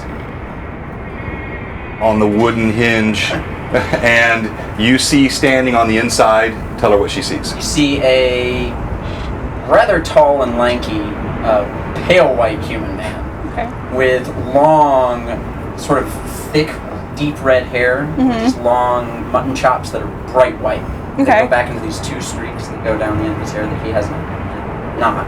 Okay. He's wearing these long, dark blue robes that have these hints of gold coloring that run up throughout them. Okay. And I don't know, he's got a spellbook in his hand, he has a pouch on his back and a backpack on. Well, it's actually probably on the ground, but he has this pouch on his hip and a book in his hand. And inside you see a comfortably appointed but rather large cabin. There are 8 bunks up against the walls. There's a fire burning in the fireplace, a small hearth, table set up. And do you have your mini with you by chance? I don't. I didn't manage to bring a mini. Okay, I was gonna, because you have that one, right? I made one. But it's not here yet. Yeah. Okay, so you got a Hero Forge mini. All right, so I'll pull out a mini for you here. Proto said DM cam DM cam is frozen. Yes, it is. Oh, as always. But he looks nefarious. It freezes on the best possible look. Thank you so much, Proto Woot. That's a thinking face. Yeah, I know. Enough laughter. All right. 10 disadvantages for all the players. There's also ouch. an inkwell floating behind me. With a pen. Okay. Yeah, like midair. As soon as he opens the door, Irda's gonna kind of look him over for a moment, and I'm going to use Detect Evil. Probably smart. You see the old woman. She starts staring at you with this unnatural intensity. As she stares at you, Does she begin to mutter words? Detect evils at will. Let me see. Yeah, do you have a verbal component to that? It's my paladin thing. Yeah, I know, it's divine. No, it evil. shouldn't. No, there should be no. It's divine. I just concentrate on it. Yeah, so no, she just concentrates on you. You sense no evil. Okay. You said you had friends? I do. You're one. Yes, Friends means multiple. Where are they? I left them back because I was not. peer out and try and look around. I was not sure if you were friendly or not, so I wanted to make sure that, well, it's a dangerous world out here. Yeah, it's my cabin. I'm more checking you. And Irda's going to drop the illusion. All right, you suddenly see this old woman that stood before you. Her face, her garments, they melt away, and now there is standing in front of you. And describe yourself again for us, Okay, please. and so in front of you, you see an unearthly beautiful woman. She looks to be about 20, late 20s, with long golden blonde hair pulled into a single thick braid. And then she wears, well-kempt armor. She has a bit of an unnatural, sheen and a bit of what would look like a warm aura around her. She definitely gives off a sense of holy nature. She stands there with her weapons away, when she's holding a shield in her other arm. And she looks to you and says, "I am sorry for the deception. I never know what to expect in these woods." You don't mind my asking, what is your skincare regimen? Uh, Water and soap. And by the way, so fantastic. And I want to add one little. I think she undersold it. This is the most breathtakingly beautiful creature you have ever seen. Like this Never in your life. You just feel like it immediately wants to pull your heart out of your chest just looking at her. There is an angelic, divine, but also just crystalline perfection to her face. Her hair is radiant. You just feel an overwhelming It's definitely beauty here. bad flirting, what I But yes, You mentioned a wounded one. yes, one of my companions here we had a run-in with some giants, and he was gravely injured. I managed to escape them. Oh well, You, thank goodness. I have no reason to fear you. Go get them. Okay. There's plenty of paths you can see. And I'm going to turn on heel and run back to the others. Let All them know right. that we're welcome. All of Kate you. and I are thoroughly sauced. We're keeping warm with me around. As you get back, Solomon and Cade, go ahead and describe what they see. what are your to sees, rather, as she gets back. No. Some light. Oh, Shalelu's still with us too. Yeah. She's sitting over to the side, just whittling a piece of wood, and occasionally just looks up at you with an disapproving glance. Just some light singing, some hearty tales. Oh, yo! Oh, yo! Clanking Oh! flasks. Light singing. Keep Kate quiet. Hey! Got the giant in the booty! Kate, Oh! Just a little lower. Have some more rum, good sir. Shalelu. Yes, Ida. I don't know why you left me with these. Oh, Shalelu, hush! You're just such a stick in the mud. Oh, Have some Ida, rum. you're back. Wonderful. Cade is positively incorrigible, and Solomon seems to go to whatever level of debauchery that Cade encourages. Well, yes, I apologize, but I did find out some shelter. If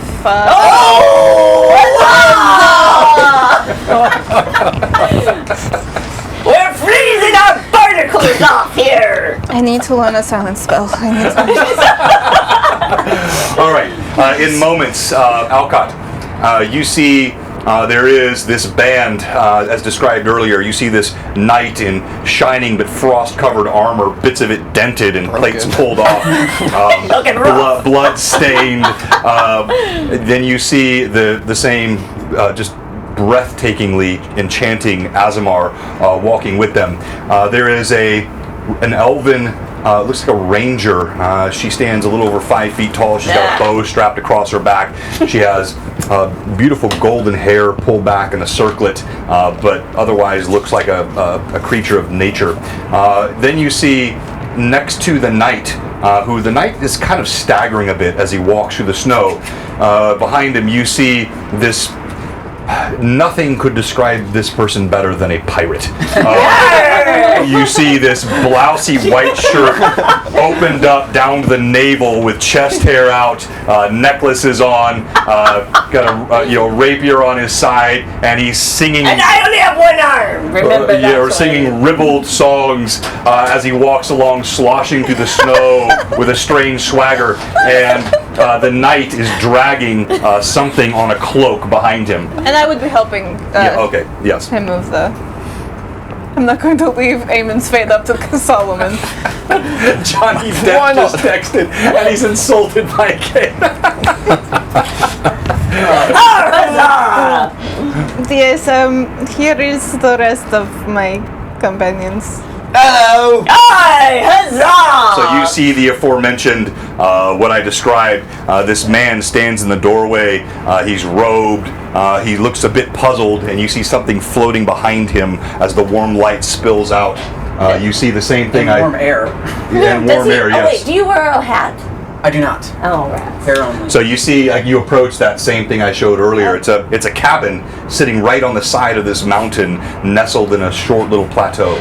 I'm Irda, by the way. I do not think I introduced myself. Good to meet you. Yes. And Huzzah! We are the heroes of Sandpoint! so huzzah, your name? The heroes of Sandpoint. Oh, my name is Cade. Cade. Solomon. Solomon. And Huzzah, my great The sponsor. unconscious one is our friend Eamon. He's a recent point. I'm Shalelu. I've been accompanying and assisting them. I am also from Sandpoint, a ranger of this area, and I occasionally babysit this one. Oh, don't listen She's to actually her. very good. Oh, she's a... I can see that. If her arrows would only hit. Please, come in. Come in. Get out of the storm. Thank you. All right. Hi, it's nice and warm in here. I go by the fire. Dreadfully cold outside. It is. Yeah, And the wind is just getting more and more bitter as they step in. I described it a bit, but Thomas, why don't you go ahead and describe a little more detail what they see when they walk So inside. as you're actually entering the door, you notice that this dark brown wooden door has these long brass bands that go across it, and embossed in the door. Sorry, the chat distracts us sometimes. I want you to pick up right where you were. That is a good one. That's why she Secret deal annoys of the me. group. It's because It's always there. We don't know why. Cade, Ixon, and I have taken all of the life out of they Shalelu. really have. She's now an emotionless husk. But Irna, based on that comment, you need to ban Pat Draws. Please go ahead and ban him from the chat. All right, please continue, So you Thomas. see these long brass bands on the door, and then embossed in the door is what looks almost like a grapevine with a small bird sitting on it. That's on the front end when I close at the back of the door. Around the room, it is light. You know, there's these bunk beds around 4 stacks of 2, so there's 8 beds in total. In the center of the room is a very nice carved mahogany Just for us. table, very thick, with these nice stools sitting around it. And then in one corner is a writing desk with tons of paper on it, inkwells and books all ready to go. There's a fireplace and firelight. All right, and as they drag their companion in, you see a long man that's being pulled in on this cloak. His bandages that cover his face are soaked in blood. You see a tusk that points up from a lower lip, which clearly identifies this as a half-orc as they bring him in. With that, we're going to stop there, and we're going to have our break. So it'll be our one and only break. And on this break, we're going to do a couple of things. Before we get to the giveaway, which you've been paying attention, you may see what that is. We're going to introduce our newest player. This is Thomas. And so Thomas, go ahead and tell us a little bit about you, just sort of personally, and then I want you to give all of your socials out. And Yeah, I need to get everyone else's socials. Yeah, too. and we're going to drop those in the chat in a second, but go ahead and tell us about you. So I'm Thomas Roberts. I've been playing D&D, I think I calculated last night, for like 9 years at this point. Started late middle school. Neophyte. Yes, a huge passion for me. I started in 5th edition, only ever played 5th edition. I've played some other various tabletop RPGs. Monster of the Week was one of my favorites. If you've ever heard of that. Yep. But huge into D&D. A couple years back, my friends and I have been playing this campaign for 4 years, decided to start recording it. And within the last year, in March, we started posting it as a podcast, the Heart of Adventure podcast, HOAcast.com. And as well, the way I met John was I run an Instagram called Tabletop Adventures Murfreesboro, which that key word is what linked us together. Which is crazy to find this guy here in Murfreesboro playing D&D, and we've been chatting for 6 months. Longer at that we had just meaning to connect and get coffee, and of course COVID hit, and so we waited, and it was just when we met, I think it was just love at first sight. Alrighty then. Sorry, go ahead. And so every Monday, Wednesday, and Friday on there, I post pictures. They all actually, I try and line it all up. When you look at the actual account itself, all the pictures line up. What's it called again? Tabletop Adventures Murfreesboro. So they're all lessons for either players, dungeon masters, tips. I came up with magic items sometimes. Magic items. Yep. I came up with some rules for card games that you can play using dice only on in-game. Anything random. I tend to do lessons in chunks. So I recently did multi-classing, and right now I'm going into it's called the 5-room dungeon, which is sort of a overall like the heroic arc, but in terms of one-shot storytelling. Right. Helps to create a well-rounded story. Love that. From any generic basis of storytelling. That's fantastic. Well, Thomas, thank you for being with us, and we look forward to seeing Alcott in the campaign. And so we are going to take our break now, and before the break, let's talk about our giveaway. So, you may have already seen... What is this I'm drinking out of? So, Cade Cardinal. You might ask! It's water inside. Water turned into rum. Just kidding. Alright, so... I need one of those for Millie. Nice! You gotta win one. Yeah. So, these are limited edition Amico's Revenge flask. Straight from the pirate ship. I had a few left, so thought I'd ships. So if you haven't been watching us very long, Ameko was the innkeep in Sandpoint, was instrumental in the party's early efforts. And I gave her a cat's head. And Ixon's greatest foe. Gave her my cat's head. Hey. So this is a flask that we're giving away today. It will not come with rum in it. No, it will not. I drank it all. It will be hand signed by Cade Cardinal. So you'll have Cade Cardinal's signature on the back, and you'll have Ameko's Revenge on the front. This is the first ever of these giveaways here on Blue Box, and so you type !giveaway in the chat, and we'll be giving this away here not too long from now as we get toward the end of the session, which is not too much longer after the break, and so you can have a chance to win this. Also, we've had a really good viewership today on a Sunday. I think this is one of our best viewerships. Lots of participation in the chat. Thank you so much for all the subs, the gifts. If we continue and we stay around that 40 number on the back half of the stream, I'll have a second giveaway. So we'll be giving not just this flask, but something else as well. So stay tuned with us. Tell your friends. Yeah, tell your Hey, friends. that's right, you landlubbers. Oh, you know what? Yes, that's a good point. So, can you drop our Discord I credits? would love to drop our Discord. Yeah, so join us on Discord. Our Discord is fun. We have separate rooms for each of our campaigns, so you can talk to players, you can talk to other viewers during the week. We post announcements, we post fun stuff there, and it's a great way to stay connected to Blue Box during the week.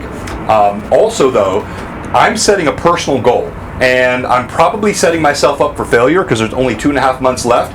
But we're sitting at 700 and, I don't know, two. I think As of we this picked up morning, a it might be followers. 703. Yeah, we're at 703, 704, 705. I'd love to get... Thanks for the join. Thank you. I'd love to get to 1,000 followers by the end of the year. That would, we'd have to get 290 or so followers, and we're only at 700 and, a little bit now. So that's a big, big challenge for us. But I'd love to get there. So I'm just going to put it out there as a goal. And if you can help us with that, tell your friends about the stream. If you're watching right now, give us a follow, please, and help us get toward that goal. And if we get to 1,000 followers by the end of the year, I'm going to have a big giveaway. I'm going to do something very, very special. And when I talk about that, don't think I'm blowing smoke. Because like when we launched our Greyhawk Awakening campaign, I gave away a $200 original Greyhawk boxed glossography set from a great, beautiful set that I gave away for that. So we'll do something very special if we can get to 1,000 followers by the end of the year. All right, so we take quick breaks here. It'll be about 6 minutes. We leave the mics hot.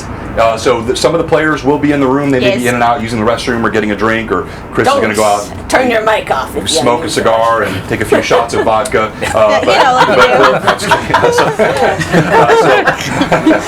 So we'll be back in just a few minutes. The mics will be hot, so you may be able to chat with the players during the break. Thank you so much for being with us here on Blue Box. We will be right back. Oh, I thought it was really spammer there for a minute. I was about to ban Blood Wild, but it's not spam. It looks like I thought Bloodwall got hacked for a My social second. media creds are just my own personal site. I don't have any D&D related. I need to know everybody's social address. I mainly do Instagram, but if you have something else that you... 2 Instagrams. Okay. Oh my! Well, there's the podcast and the I got your Tabletop Adventures Murfreesboro the other one. one is Heart of Adventure Cast. And at Heart of Adventure Cast. Okay. Is there any way I could get on the Wi-Fi? Oh, Wi-Fi. Chris, Yes. do you have one? Here, hand it to me. That I'll you do it use? for you if you're No, ready. No? not really. Okay. I mean, I do a little bit. I lurk on Facebook. I don't even post. That's fine. I post Then I'll just put your name Just- on there. Just put me, you can get me at Nope. Discord. No Yeah, that's piracy true. stuff. I mean, that's where I At am. CCars507, right? Yeah. Okay, and then Seraphim, I can't remember what yours This is is. from 50th Wi-Fi Oh, well, that's device I have easy. connected to my network. Sarah. Fantastic. Hopefully it doesn't crash. Sherman. There you go. Okay. And then, of course, oops, what? That's it. Type exclamation point giveaway, and I'm going to kick off the counter here. We will be right back. I'm going to also turn down the air. I know it's warm in this room, so we're going to have to do a little bit more chilly. Where's the nearest bathroom? I'll show you there. Submit. Okay. So, Runelords cast is now an active command on... So, ooh, look at all our new friends in Oh, Discord. I just joined Honeybee Crafter. Arr! Cade followed Honeybee Crafter. Honeybee, thank you so much. Man, you've been fantastic the last couple days. We're glad you found us. Talk more about what you do as well. There we go. I built the table, so take a look. Yep. The command works, so if you want to know who people are and where to find them, you can now. Alright. There's that. What was I doing? I was doing a thing. Forgot what. Oh, yeah.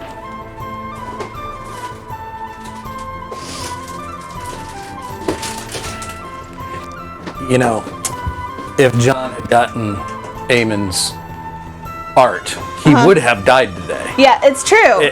That's what would have happened. Because, I mean, we remember what happened with Corindithus. Yes, yes.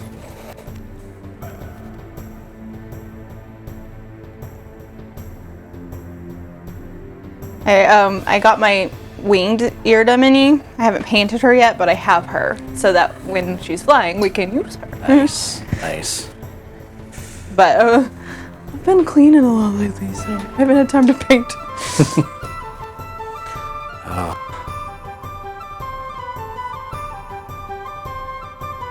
So I want to get an Eamon mini. I've built him a number of times on Hero Forge, and then I go, But you can do them in color now. you can do them in color. You can now. get them printed in color now on Hero Forge. Maybe that's why I was and then waiting. you don't have to paint it. It's so awesome. So I have a lot of backup characters for Tuesday because Tuesday's been really deadly. Yes. And I literally have built every single one of them in Hero Forge in full color so that It makes it go a lot if faster. the worst happens. Throw another one on the table. We all live on Tuesday. We're trying, but it's been dangerous. We gotta we have to save Gimbal. # save Gimbal. I know, right? That's the hard thing is, like, you sit there and you go, I don't want anyone on Tuesday to ever die. They all have to stay alive. Yeah, but I have so many backup characters for Tuesday just because I'm so afraid that I'm gonna die. Yeah.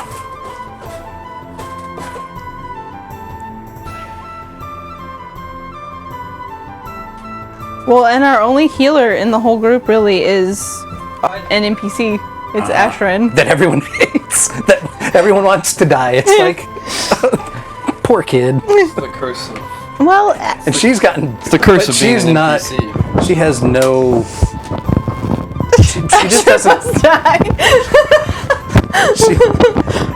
She can't read a room to save her life. She cannot read a room.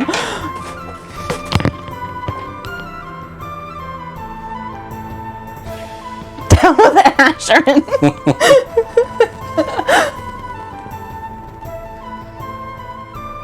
Of course, she got herself blown up last week. Yeah. And nobody went to help her. It was like, oh. Shorin's got a shield stuck on his arm. Yep.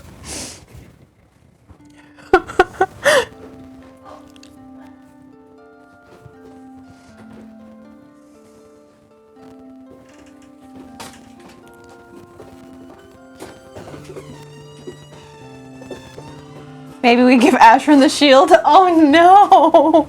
We have to get it off you first. That's step one. We have to get it off of Shorwen without taking his arm with it. I don't know. Cade's managed to live long enough with one arm. I mean, maybe Shorwen can too. But he's a cavalier.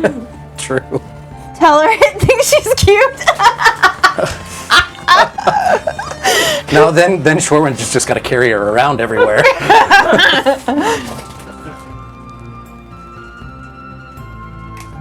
Y'all excited to have a wizard in your party? Yes. Yes. More casters. Utility. I actually almost went wizard. So what's the difference between wizard and magus? Magus is melee. melee wizard. and Magic. Sword wizard. Yeah. They're kind of. Who needs magic? I've when not you have heard a very big good stick? things about them actually. Yeah. There's a lot of people who hate And them. wrong. Yes. is not about touching people. Carry a big stick. So Irda's a skald primarily, which means she's a barbarian, Yes. and then with a little bit of paladin recently. Asimar. Yeah. I was a Well, and paladin I actually once, lost my started paladinship. off. As a Her terrible alignment paladin. started off chaotic good, Not but scared of one of our everything. other party members who is not with us anymore went Bravely super ran dark away. side, and it pushed her more towards lawful. So she ended up her whole alignment shifted, and so at that moment she actually became a paladin Because of Vixen? because of Vixen. Well, it was not entirely because of Ixen, but it was spurned on by Ixen, for What race sure. are you? I mean, Human. y'all might have helped her And get pushed you're that way human? too. Kid's human. I'm Asimar, he's half Just a bunch of humans. That's okay. We've never made and I questionable Are decisions. not remotely complicit, Ixen implicit, the betrayer. any sort of issit in the Any transition sort of isn't. of Irda becoming good. I was already good. Well, like really good. I was just wasn't Because lawful. Kate and I are we're good people, you know. Hey, we just like We to have help fun. By our own standards, we're good. We live by our own moral code. We help the townsfolk out, you know. We give them coins. I throw a copper every once in a while. with no selfishness hidden in there. Oh, none at all. I and think we it- build ourselves statues. I think wherever it's we go. really funny Yes. that Well, you have one other of like people the building big early statues. themes of this campaign was about greed. Quote unquote. And we got the house, the statue, the town, Get ready the castle, Paintings. the painting. Yep. we do actually have a house in Magnemar. Oh, Yeah. Yeah. Oh, and we have our own Very. fort. We have our own Fort Rennick. We're We building made a an fort army. We need to come up with a good name for it. The fort. Hero. No. No. Hero. That was Fort. awful. Wow, really? Fort Hero?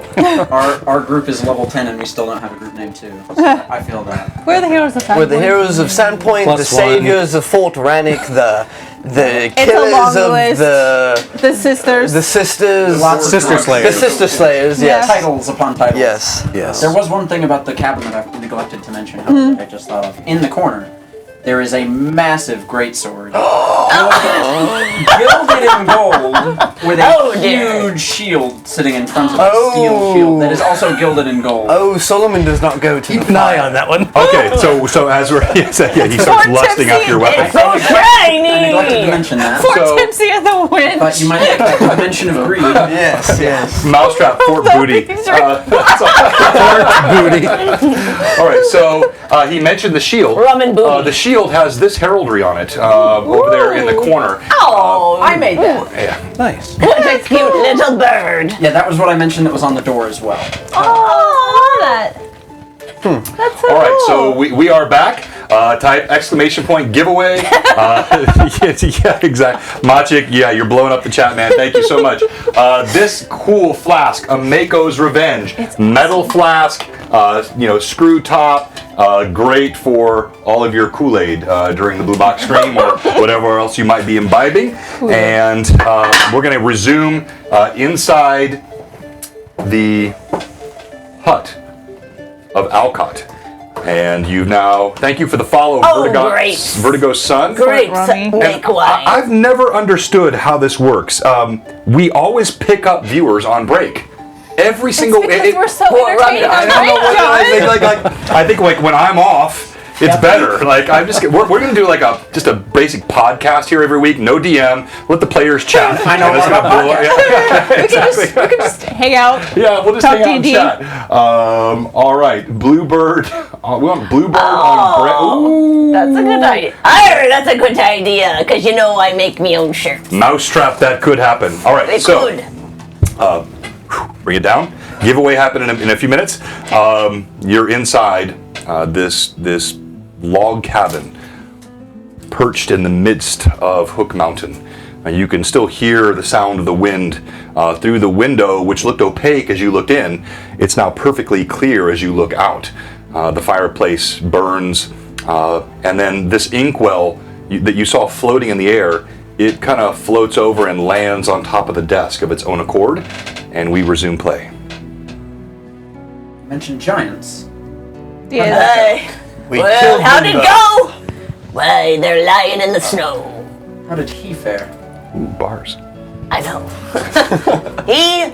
Well, I think we should take off the bandages. Just No, Cade. see. They're not clothes. Cade. He's hurt. He's injured. We need. He's injured. We need to help healed him. him. He is fine. He's just They're unconscious. bloody. They need to be cleaned. Cade, it's a violation of his personal space. Would you like some rum, ma'am? No, I do not. I do not drink that drink. No. I should. It says you, Cade. Lighten your mood a little. Oh, Cade, you get another advantage for have another drink. Oh, huzzah! Oh, Maciek. See? What drinking does for you, it gives you advantages. All right, Cade. Yes. So we encountered a male and a female giant, and the female hit him hard with her club, Evidently. very Eyeball hard. area. I can see. I managed to mend him, and he's breathing, and his pulse feels fine, but he is not waking for anything. I'm not a healer, but I can offer the space. Fire should certainly help. So hard. Well, I'm glad I could be here to keep you safe. It looked like you were preparing for us, all these nice, cozy beds. I haven't slept in a bed in a while. Well, honestly, it's a little bit lonely in here. It just sort of makes the beds. Well, I think I'll get myself a bottom. Wait. Makes the beds. Huh? Makes the beds. It makes it. Certainly you know of magic. Like creates the beds or Yes, makes them as in of course. tidies them up. Oh, it's so simple. It's a few words and hand symbols, and it's there. What? The bed? The whole cabin! I have a spell sort of like that, but mine is not See, quite as So elaborate. wait. The fire, the 8 beds, the 8 chairs, the So table. My is all of desk. this real? It feels real, doesn't it? So is that sword real? That sword is that sword's very real. Interesting. It's so shiny. Go touch it. No. There is also a backpack sitting next to it too. Oh, well, So what does a magical fella such as yourself? Find myself out in the mountains. Well, no, I was thinking more. Why do you have a giant sword? My family's sword. I see. It's unfortunately my burden.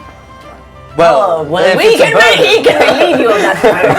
I'd rather you didn't. Well, It is my burden to bear. you know, if you ever want to loan that burden off to somebody, Amen.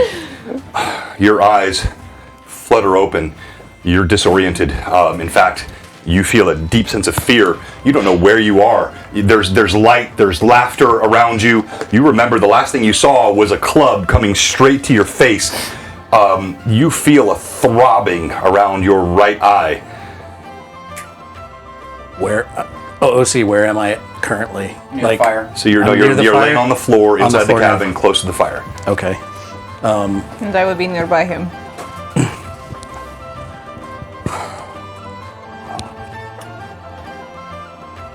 All right, so I'm waking up out of He comes to life. He starts. He pulls out his weapon. Amen, it's all right. It's all right. Calm down. It's fine. We're here. You're fine. Where?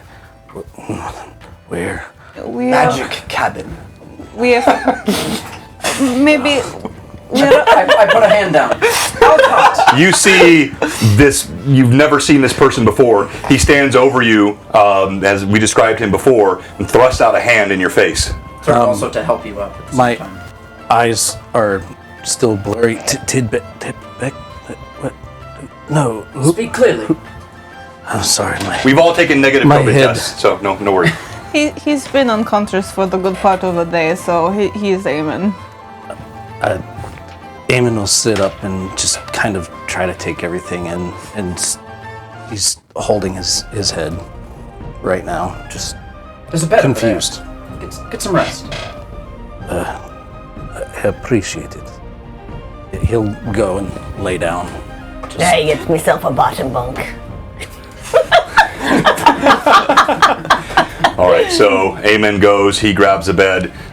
Cade kind of sloshes and wanders over to a bed. Yay! flops This on feels good. Pulls another swig of rum from his flask and falls onto his bed. That seems about right. You all seem tired. We've had quite a day, to say quite the Hey! past a week or so, actually. I'm to quite say the tuckered least. myself. Had to walk all the way up here. So what? All the way. You also walk. Why? Why? What brings you up here? The rain. Well, I'm a The wizard, rain. aren't I? It's magic rain. I had to know Yes. more. Well, we actually it know a thing about that. Well, we knew that. Well, yes, but now we have confirmation that it's We magic. had confirmation Well, of that. now we have Double confirmation. yes, double confirmation. It's obvious. isn't it? Yes. Well, it seemed maybe to you, very not to curious. me. Well, he's not me. Not that bright. Yes, so it seemed very strange to me. We have been dealing with it for the past several days. It has flooded most of the small villages down in the southern parts of the... Yes. I passed through Turtleback on the way here. Oh, So sad what happened to him. you made it through very... it was... Just passing. Didn't find any trouble. That's Was it rather flooded? impressive. We we had to help rescue Magic. the town, right? Makes of it course, of course. But I am curious about this cabin. I can make a tiny hut with my magic, but I've never seen anything this elaborate before. How do you do this? Well, how much do you know of the arcane? I know a decent amount. Well, first, you need to study for years. Yes. Most of my magic comes main from piece. my... The second point, there's a minor amount of material components, and takes around Solomon glances 10 over minutes at of Kate. concentration, sitting there, and then suddenly, you open your eyes and there's a cabin. It's most impressive. Okay, so you study for a really long time, you get some materials, close your eyes, and you have a cabin. Well, there's more you can do with magic than just make a cabin. Yes, but You don't just get a cabin. There are specific spells, many spells. I learned this in school. Knew I had to cast it one day. do you have a spell to stop the rain? Hey! Cade stops snoring, hears this, and like utters a syllable of "Hey!" Unfortunately not. That is why I am here. To learn. I see. It's my entire purpose in life. But we're trying to stop it. So, Well, That the people can go... I am here to aid in that. Thank okay, you. that's good. Good that we managed to cross paths. Yes, it's not very often that you find Small world. Yes. I Yes. heard you mention Sandpoint. Oh, yes. Many fond memories of Sandpoint. That is- We have a lovely statue there of ourselves after we saved the town. My great-grandfather does as well. Is that true? Oh! Who? A statue of himself? Indeed. In Sandpoint? How big? Haven't seen it in a while. What would your grandfather's name happen to be? Tiberian. Oh, Nice name. nice. Everyone roll D20. Is Except this Eamon, a you're out. knowledge? By the way, first time I've ever had a player unconscious for the first part of the episode, then go to sleep as soon as I wake him up. Yeah, Purposefully he's in full spectator mode. No, it was good. It was well run. Is this a knowledge check? Yes. So knowledge local. I'm gonna use my lore master Okay. ability to All right. automatically succeed on that. 3. But it's, Probably not. You think this might be a brewmeister from somewhere in Magnamar? You're not really. so that's a 24. You remember seeing this? That name. This was one of the 4 founders of Sandpoint. All right. Okay. Did we see it? She did. You didn't. So, he has a statue of himself. He must be a fairly important guy, you know. So what did he do to get such a statue made? He founded the city with 3 others. Sand and Point. Those are 2 words. 4. But good idea.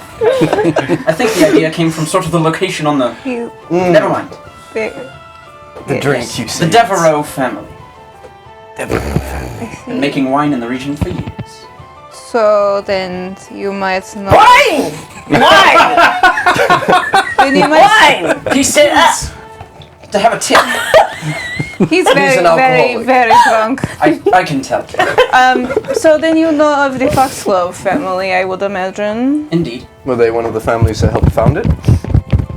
I would... No. In character... Thomas, I don't know, but... No, Thomas Yeah. would know. No. No. No, but they are an old family in Sandpoint. Rat As we have learned. Dirty, yes. disgusting. No, they're not there anymore. Quick interruption. We hit 50 a moment ago, so our second giveaway today. we Huzzah! have You not- invited your friends, I see. Yeah, thank you for Runelords. inviting your friends. We will give away this flask in a bit, and then we'll have a second giveaway. Either one of these really cool 3/4 shirts, have blue one box too. shirts, I have a like 3/4 shirt. she's wearing, like I'm wearing. She's got the OG one. I do. Or you can choose a blue box mug. Ooh, like, Speaking of which, I sorry, need to not this one with all my coffee stains on it. But Speaking of which, I need to get my mug today because I cashed my points in a while ago. You and did, I I've keep got your forgetting it. mug. Oh, and I Yeah. have one stowed we away have one for you. Thank you, real long shot. reminded me. All right, so continue.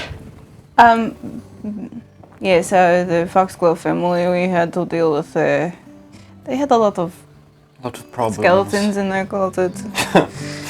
Just recently? So I might not have heard of these escapades. Nope. Wasn't this like a month or 2 ago? And In No, it was, game it was time? about 3 weeks ago in 3. game time. Yeah, I think. oh wow. Because we went to Magnamar after that. Oh yeah, you you say- travel 3 to 4, maybe 5 weeks. Yeah. Yeah. I studied in Magnamar. We have a house there. Did you hear now, about actually. Omen Mons? I don't know, did I? Roll knowledge local, please. What happened to him while we were in town? Don't believe I have any local knowledge. I think that's Then it. just, Yes, just roll that is d20 his and add name. your intelligence bonus, 24. please. Yeah. So, you heard Omen Mance was a sort of a swindler and a bit of a sort of dark alley smuggling type in Magnamar. Who suddenly vanished, and there were reports of something really bad that happened to him. You also had heard of this weird creature that had fallen from a clock tower in Magnamar, and these, party members, which seem to coincide with what you're seeing before you, with the exception of one that's missing.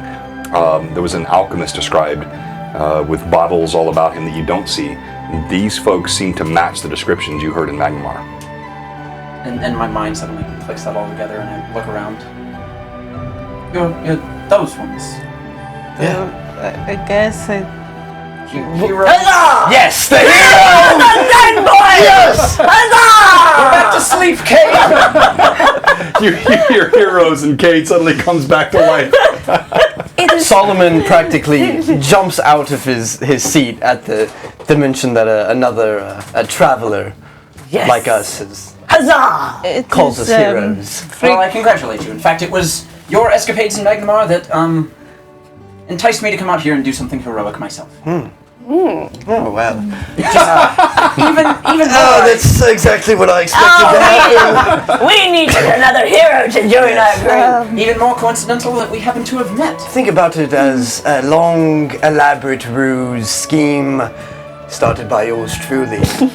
To get me to join your group. Well, not you specifically, but other people. You just Alright. happen To bring be followers. Yes! Tag along, Yes. as we like to call them. Groupies. As he mentions the coincidence, Irda will kind of look up, like say thank you to Sarenrae because she feels a bit like maybe it's part of the path. Food, drink, Food! Yes, that Have will be. pot of stew going, and one bottle left of my family's wine. Is it real stew or did you magic? No, it's free. Oh, okay. Okay. Oh, we're a little skeptical of stew. They've had some bad encounters with stew.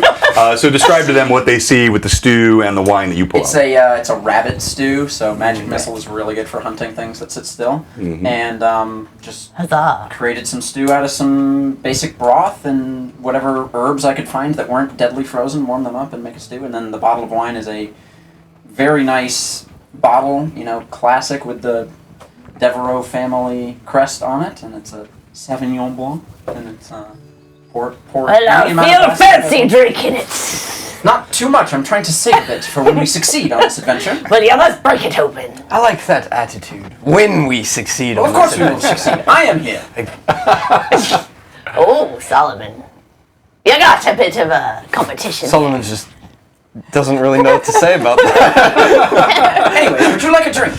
Oh, huzzah! Huzzah. Why not? I pour like shot-sized amounts into your various glasses. So you get small portions of this Sauvignon Blanc. Irda, I know you don't drink, ma'am. That's not the drink. I just don't drink rum. No. Poor Cade. I do like ale and wine. Kate, you have seen me drink both ale and wine. Are you sure you want it? I will drink this. All right. Well, this I go isn't to- very much, sir. I go to sip it like a wine taster. As you each taste the wine, it is sweet to the palate. Cade, it feels like water to you. It doesn't have punch, but yes, it's aromatic and it's sweet to the palate. You have never been a connoisseur, and yet somehow you sense this is quite good wine. I swing it around in my mouth. I feel, What do you feel, Cade? almost feel like I should stand more upright and talk a little better when I drink this wine. I'll take that as a compliment. Talk a little better. I think that's already a fail. I want to speak more good. All right, everyone else? Enjoy the food. I need to go do some research outside. Research outside in the cold. This is an interesting. I say that. I wait until after All right, so- you leave. Will you be warm enough? He steps out. Temporarily. He opens the door. As he opens the door, you hear that creak, and then you hear the wind blowing as he steps out into it. He closes the door behind him as it creaks shut. You're now left alone inside the strange cabin of this man. Cade, does something seem off to you about this? You're asking Cade.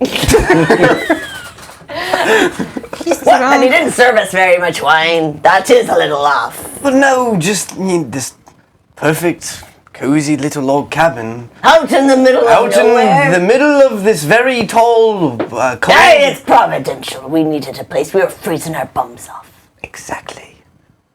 Oh, How perfect is it? I don't know. I What know, if they I know knew? that you all like to spiral a lot, but let's bring it back. And let's think of this logically, okay? So, you know I can cast a tiny hut. This is just an expansion of that similar idea. It is similar. Well, it magic. is much more comfortable than the tiny hut. We were a little cramped. It's still a good temperature. But look at this place! That's huge, and it's got these comfortable beds and a fireplace! Kate is saying got all this from fire. the bed, where he's down his little shot. You notice he did leave the bottle of wine on the table. Is he like Oh, I pointing did. awkwardly like in all directions because he's so drunk? Yeah. But I go. I did- I spy the bottle. just to be aware, I did make sure that he was not evil before I went and got you. That is something I can do now. I can tell when people are evil. Unfortunately, I did not have that with Ixen, but I do now. Oh. I mean, Well, it would have helped with Dixon. oh yes. Yes. There's a lot of things that would probably have helped with Ixen. Nay, buy the bottle of wine. I get up. You see Cade kind of slumps off the side of the bed, staggers over to the table, his eyes fixated, although occasionally crossed and moving other ways, on the bottle that sits on the table. Okay, do not touch that bottle. Why? Because he is saving it, and it would be very rude for us to Cade, you're already Steal the sauced. wine You don't need any more. of our friendly I host. don't get sauced. Have some I handle me rum just fine. Would you like to end up in the snow, Kate? Huh? Would you like to spend the night in the snow? We can't take advantage of Then the hospitality. leave the bottle alone. Oh. All right, you guys time out. Alcott, what are you doing outside? I've taken my notebook outside. I want to take notes on what I see in the storm, any patterns that occur in the clouds, any sounds I hear coming from down the mountain. You struggle with the fluttering of your pages in the wind. You take some notes. The moon is now hanging high in the sky. The starlight is difficult to even see as the light from the moon reflects off of the snow. You do see still those dark clouds in the distance to the south.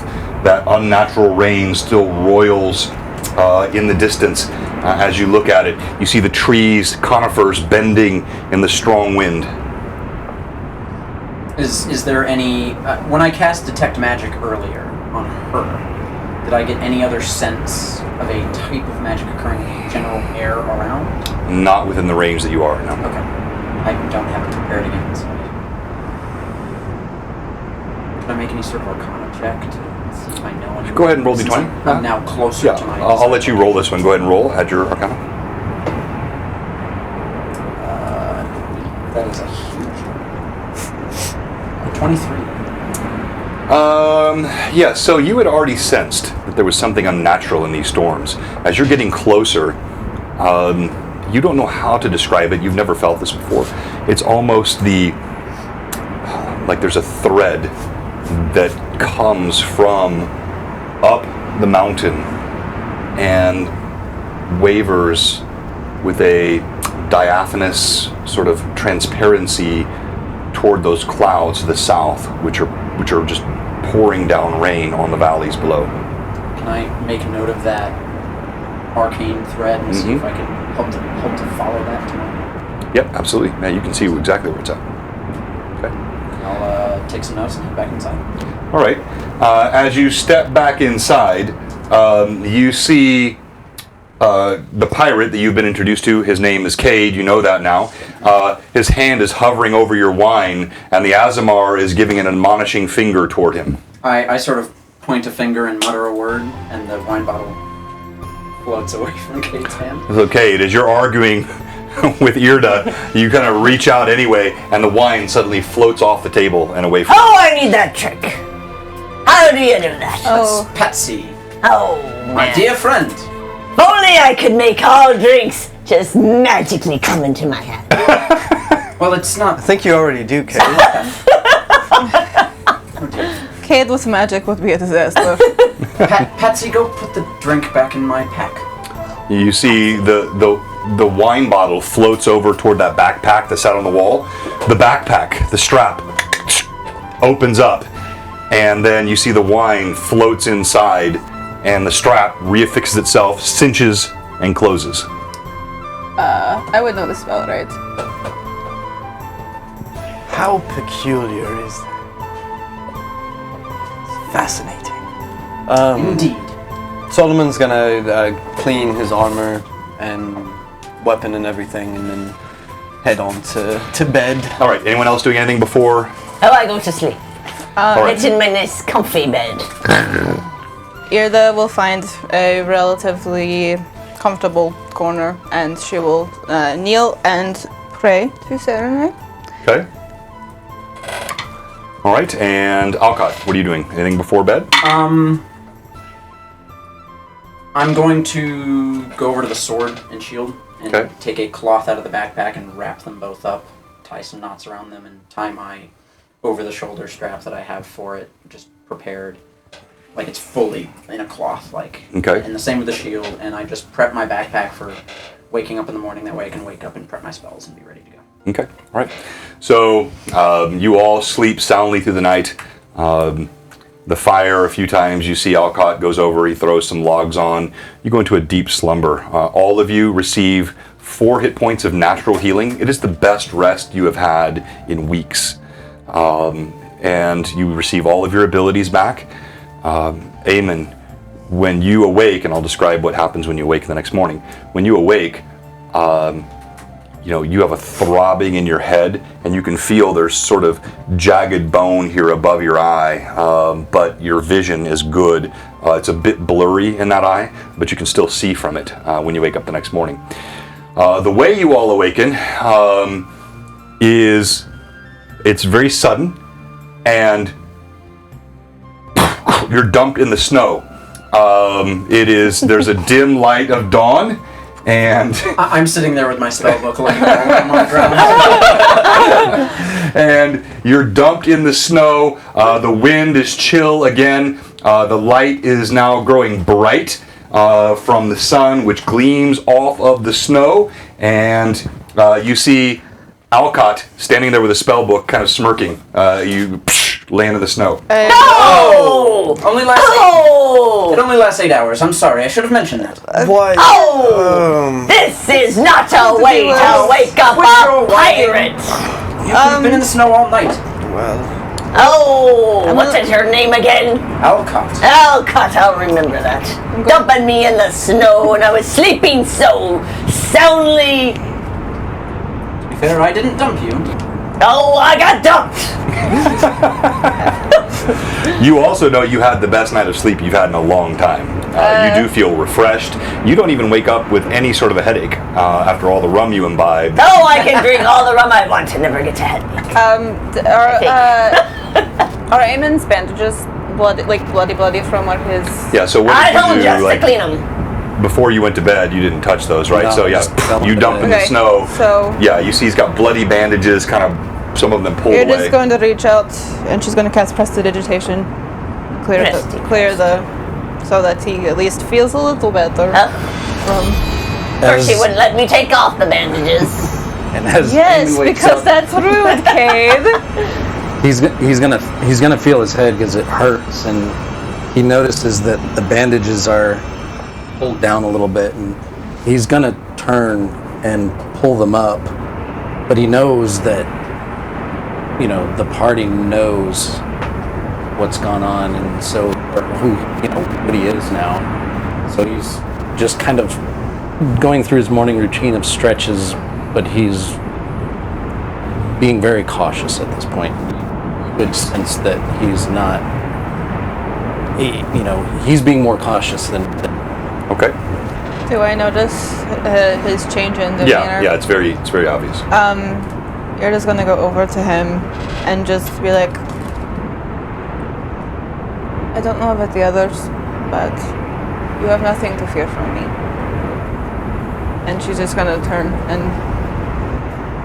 He won't look her in the eye, but he'll nod quietly. Shalelu walks over. She lays a thin elvish hand on your arm. You have no reason to fear. We are a kind and compassionate group, all except the pirate, and you will find nothing but friends here. Thank you. But friends share things. Okay, this will be Alcott for the moment until he gets his new mini. Friend share things is a funny sentence from you, Kate. Let's not be so judgmental, maybe. Since you lied to us about who you are for a few weeks. For a good little. I didn't know yet. Yes, well. And it was a harmless lie. I didn't hurt anybody with it. Yes, well. Cade, you're Amen. yelling. Ugh, my head. Eamon does not know us either, but I want him to know. I think we should know him a little better. Well, Mind you, I never lied. I just was never asked. I see, but here's the thing, Amen. So, I'm a little untrusting of you right now because you don't share all the way what you are. And we did see a little jaggedy tooth. Then you know what I am. So unwrap! Let it show yourself, and then we can trust you more. and by we he means him. Him, Kate. We. Solomon hedges a bit. Alcott, you hear all of this. This is a very odd interaction for a group. It seems they're not quite as united as you might have expected. I say, I can't speak for trust, No, I can't. but knowledge is knowledge. Indeed. Sharing it is usually for the better than hiding it. Oh, I'm with you, Alcott. I am with you. I not feel need to those get words. And Alcott will begin walking the direction that he saw that thread. Okay. Slowly, not gonna leave the Right. whole party alone. Alcott. And was I able to get some sort of winter coat while I knew I was coming Yes, here? yes, absolutely. Yeah, you've got a thick fur coat. Kate's the only one that's kind of like low on covering, right? He's That's right, pretty yeah. cold. No. He's still got his chest hairs. Oh, on, but he- so- I got you wrong. Irda's gonna walk up to Cade, and I'm going to use my spell Kinning, and I'm going to cast Endure Elements on Cade so that he can be comfortable in this weather. Oh. So Cade. So why don't you describe Aye. what? Well, I'll let you do this. Describe what Okay. he feels. So when Irda walks up, she's going to just kind of place a hand on both of his shoulders and be like, "You look a little chilly." And when she says that, suddenly Cade will feel like a warmth like go from where she's touching him on the shoulders all the way like through his body, and he suddenly feels fine. And that lasts for 24 Irda, you are such an angel. And that lasts for 24 hours. The cold suddenly has no bite on you. You feel a sense of warmth. Irda, you're an angel Yes, all the time. literally, yes. I look over at Ada and Cade and just go, You hear.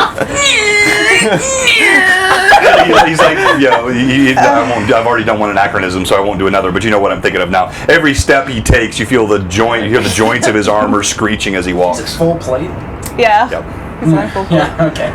Unfortunately, I only have one of those a day, Solomon. unfortunately, But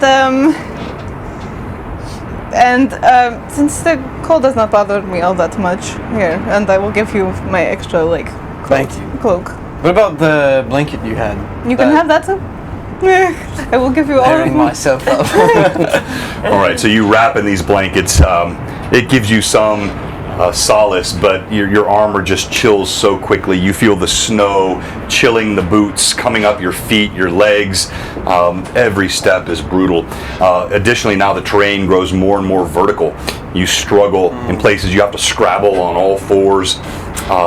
Shalelu, she's following behind, but whereas she was leading before, now Alcott seems to have a real good sense of where he's going, leading you up the slopes. The wind continues to bite. The sun is now high in the sky. Yes? Is there any way I can make a nature check to see how long this snow is going to keep going for, anything like that? Or is it just endless beating winds? Yeah, so there's not a whole lot of snow right now. It's wind, and yes, you don't even need to roll. You know the winds up here in Hook Mountain are pretty much nonstop. Yeah, there is always a strong wind The terrain getting more vertical at this point? Yeah, it's getting more vertical. So as it's becoming more vertical, Irda stops a moment, and she kind of, you can see she takes kind of a pause, and all of a sudden, the wings come out. I don't have them anymore. Oh, she's such an angel. And just to help her, like, as she's going, if she, like, slips, she can catch herself. Convenient.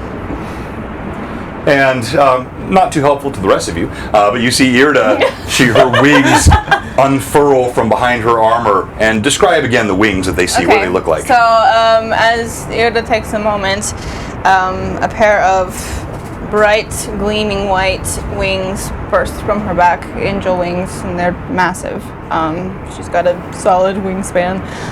The top edges and like the very small pinion feathers along the top are gold, but the rest are gleaming white.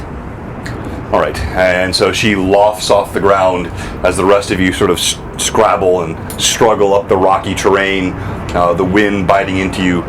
Even with these additional robes, Solomon, it's almost painful moving through this snow.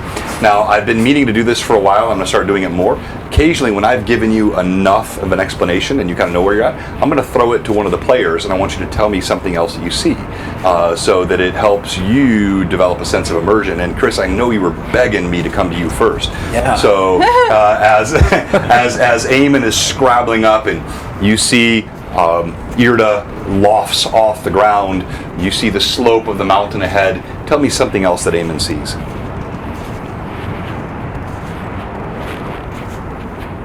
Eamon looks around and notices the sparseness of the tree line. It's getting thinner. He sees Cade from behind, and there's a slight distrust that rises in his thoughts. Oh no. Oh man, All right. I'm a good pirate.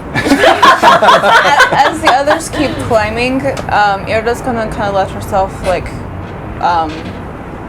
fall behind, just that way she can keep an eye on all of them, and in case anybody needs aid as she's flying, since she has both of her hands free right now, she can. All right, so every once in a while, Irda's hovering over you. If you slip, you kind of slide down a bit of rock, suddenly you feel a hand that catches you and helps you. Massive wings bat, blowing snow all around, but she aids you each as you move further and further up the slope. Just past midday, you, Alcott, you get to the place, and Shalelu alongside you kind of nods, and you see there is a cave up ahead in the mountain. Friends, I think we've arrived. Huzzah. Yay. Shalelu, is this the cave you had mentioned before? She nods. Make this a cave. This is where the magic was leading me. Yes. Well, aren't you handy to have around? Huzzah. That I am. Alcott, Alcott. do you possibly, can you tell if an item is magical? Absolutely. Can you, I hand him, would you mind, Are we in the singing? cave yet? No, we're just like walking up there. Would you mind seeing if this is magical? And I hand him Poquito Huevos' sword, or if there's like anything. Yeah, so he hands you a long sword. We have two options here. Okay. I can sit here for an hour, and I can tell you exactly how magical it is. Or, I can use one of my very important spells and tell you right now. I don't think you should use one of the important ones. Let's wait till we rest. That's a good idea. Smart. Right. So the cave yawns ahead of you.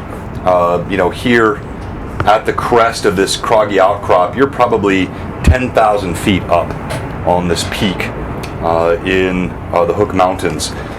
You see a cave gaping there's a black smoke that's belching out of the cave as you look at it. The entrance is wide. It's a wide ledge, windswept stone, and this black smoke roiling out of it. How do we want to approach this? Cautiously. Very cautiously. Agreed. Irna looks at Cade with a little bit of pride because he suggested caution. Well, I see smoke, and I don't like smoke coming out of caves. However, it appears very dark in there, and my eyes are not good at that. Me. Dancing lights. Oh, do we want to do that before we have a You see Irna begins to chant, or begins to kind of I'm just concentrate. You've seen her do this before. You hear Solomon. Let's wait on the lights. All right. Okay, we can think. stop. Who all can see in the dark? I think I have dark vision. Hold on, let me check. Not I. Well, not I. Yeah, I have dark vision up to 60 feet. Shalelu. I can, of course. Oh, of course you can. Of course you can. What about you, Amy? It's a good question. Yes, Should, yes, yeah. you can. Well, that's 3 that can't see, 3 that can. Guides? Yes, I could. And then if anything happens, I have my spear, which we can use as like a little torch. Shalelu looks over and she says, I think, for once, Solomon has offered wisdom.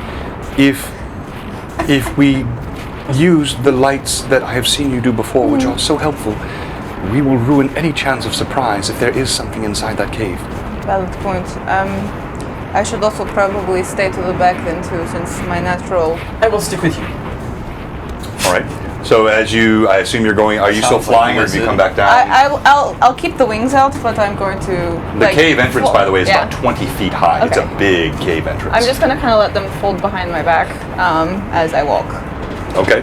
All right. Just so give that me, I don't leave. Give me your order. You can easily go 2 by 2, or you can go 3 and 3 if you want, walking through this cave I'll entrance. go on the front with whatever dark vision person would like to. I'm either I'll be back with Shalelu or. Amen. Do you want to go in the Amen, front with? Shalalu, and Solomon in the front, and then I'll the walk other in 3 front of us in with the back. Solomon. And are we pairing up? We're in groups One, of You can go 3. 2s or 3s. Yeah, like I you can go. think 3s. So There put is me in triangle between. with Then the- put me in between Alcott and Cade. Then, so that there is a person who can see in between the 2 of them, and that way. Okay. So you kind of, hold their hand as you approach the cave again. The smoke roils out, Does this smoke seem natural? it does. Wait.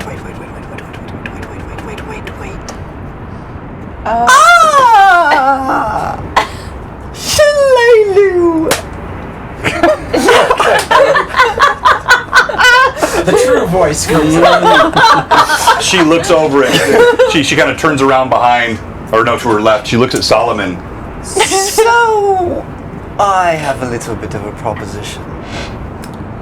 This is not the time or the place No. for such things.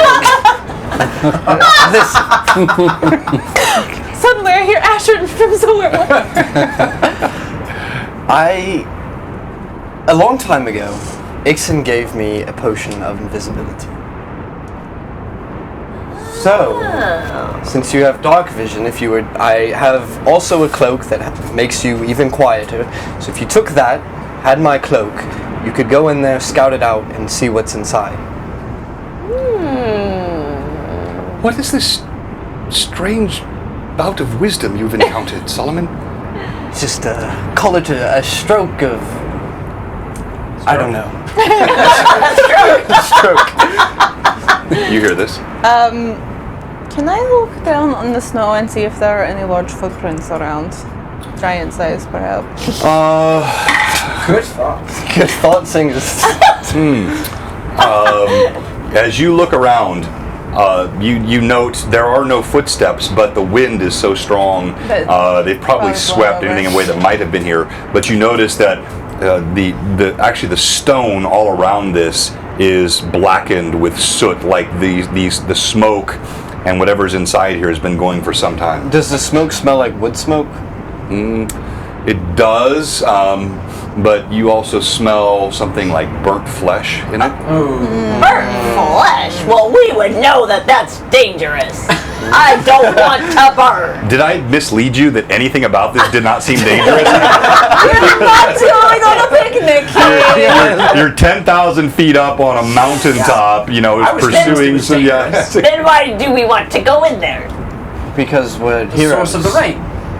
Oh. Our whole Remember point of being. Killing things. We were warned about the sisters who were casting the I magic. don't want to burn. Mahmorin. I don't like to die. Yeah. You You know. guys start saying stuff that I've never heard before. Sorry. What? All right. So, It's a very long story. Well, tell me all about it. Very long. Before we go into the cave let full of me burning explain. Explain. No, Right as we're out in front Too of much. the cave. Let me. Can we move to the side, out, away from the cave opening? Is that what you do? Yes. Agreed. We're going to have conversations. Before we go in, since it seems like we're doing a little Oh, more. Solomon is on fire today. He's actually like playing intelligently. This is crazy. It was the rest last night. Yeah, it was the good rest. The wine. So let me So explain. you move to the side. Alcott's intelligence is wearing. It is. What? Aye. He's having ideas of his own now. Have you ever heard of the Brothers of the Seven? I don't know. Have I ever? No, that does not ring a bell for you. All right. So Basi- this goes back a ways, but do you want the short version of the Oh, we have a story to tell you. a summary. If your story will take an hour, I can do the other thing too. I mean, I could take the hour to explain. No, let's make it quick.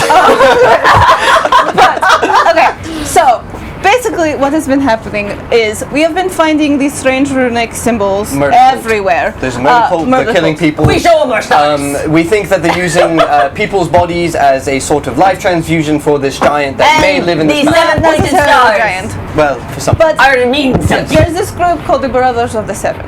And they are using these Sahidran runes, and These I things. point at the, and it's a seven-pointed star. And it apparently has something to do with an ancient civilization that has been dead for, I think, 1,000 years. Old landlord.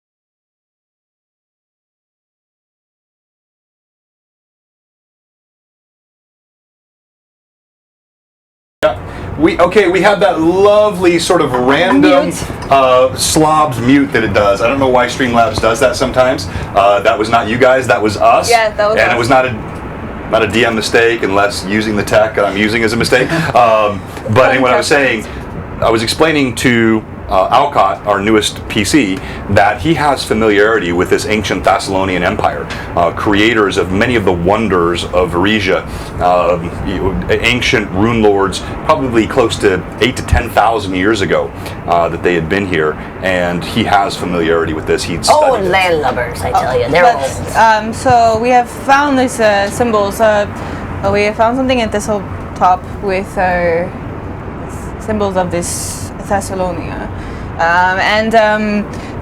all throughout Magdamar, and various things connecting all of this together. We keep coming across these Sahidran runes, they have been utilized by this group known as the Brothers of the Seven. Seven-pointed stars, Brothers of the Seven. How many rune lords were there? We don't know that. I know how many Runelords there Because are. Smart. Wow. You've actually read several texts. Some say 7, some say 10, but the most credible ones appear to be 7, associated with the 7 deadly sins. I relay all of that to you. More coincidences. Well, and the all of the deaths that we started out investigating strange murders, and it was all tied to greed. Are each of the specifically. deaths related to an individual sin that you found? Turtleback Ferry. Was Lust. lust and gambling on so greed as well with the ship. It was both. That is both what we have encountered. The many citizens of Turtleback Ferry were tattooed with that symbol. Alright, so what are the 7 deadly sins? Pray tell. Wrath. Oh, good one. Envy. Oh. Oh, we know which one Wrath is. Lust, that'll get me. Gluttony. Pride. Kate's like, alright, these are what I need Pride, to not thought do. of it! Oh! Kate's collecting, like, oh, I can get that one. I know I got that one. Her Magic the Gathering. Sloth. Yes. Sloth! The last. Oh! We don't like sloth. And drunkenness is the 8th. Hey, and real quick, advantage to our new player who just named the 7 deadly sins. Well done, Thomas. You get a free advantage from the Thank you very DM. much. And type giveaway. Okay, we're gonna do that right now. We have For one of we have 2 Kate's giveaways today. blasts. We're gonna do our first one. What And our are you first waiting for? Giveaway is a Mako's Revenge never flask. ask that question? This is metal. Well, we wouldn't. It's got know the cool that. Mako's I thought we Revenge. knew This about is a the theme association. here. That's You the follow pirate that. ship, if It's you the didn't pirate know. I ship knew of a Cade little Cardinal. bit, very, like, It's got a screw but metal top, none of you and had it's going to that be kind of signed. research So this done will be because you're not autographed arcane users. by Captain Cade Cardinal. So you type exclamation point One giveaway, intelligence. and we're going to do the first I one got right now. Then we're going to have a second giveaway, which will be either for a mug. And let me wipe my coffee stains off I this just have before I the show it benefit again of on the Warmaster stream. as one of You my won't get bardic my coffee things, stain so mug, by the I way. You'll can- get a new mug. But the second giveaway will either be a mug, blue box mug, or one of these 3/4. And we have different. We have blue. We have what colors do we have for these shirts? We do not have blue. No, I Because, have well, I have to order these. I know. I don't know what colors, except I ordered So blue. any color. Well, Okay, keep okay, so you I can get literally a weigh full a black one. stick. three Okay. quarter, weighs 105 or a pounds more two-tone, than your and they do character. come in black, She's blue, massive. and white. She's Okay. a farm These girl. She's are all muscle special. and My All right, so, equipment keep that in alone. mind. 6 feet. And we're going to do our first giveaway. Here we go. You've got 5 seconds, and I'm going to kick off the Nightbot giveaway here. And I see we got a lot of folks that are in here. You're all registered. I see all your names. We're not giving any advantage to subs on this, so it's everybody is eligible. Last chance, type exclamation point giveaway. And the winner of the first ever A Mako's Revenge flask. Where did I just put that? Oh, you took it. Are we not rolling for that? No, not for this one. Oh, We're going this to is keep it just a- moving. Yeah, it's going to be just a straight wow. giveaway. Oh my. Or should I reverse it? Reverse it. Reverse. I'll reverse it. Okay. Well, all right. Yeah. So you got to stay on if you want this. Yeah, I feel we like gotta I'm- roll for the flask. I Are know, you but kidding now me? I feel like I'm bait and switching the viewers. I didn't mean to do that, but. Well, we can roll it now, and then Yeah. later you can just do the giveaway for one with the mug. Okay, all right, but I'm going to take too long in the middle. All right, so we'll do that. All right, so we're going to go ahead and do it. No. Hello, XLab Makerspace. Hey, everybody, give us a follow if you haven't followed yet. Yeah. We're trying to get to 1,000 by the end of the year. And if Big you goal sub, for you us. get 2 rolls. All right, Yeah, so if if you you're are a sub on this you one, get- so what I'm going to do, before I do this, yeah, we're fine on time. Yeah. So before I do this, don't get too excited. If your name pops up, it doesn't mean you've won. No, What's going to happen is I'm it's going to not. I'm going to let the night bot, which is an automated bot, it's going to roll 5 times. Oh. So we'll have 5 different viewers that will be eligible.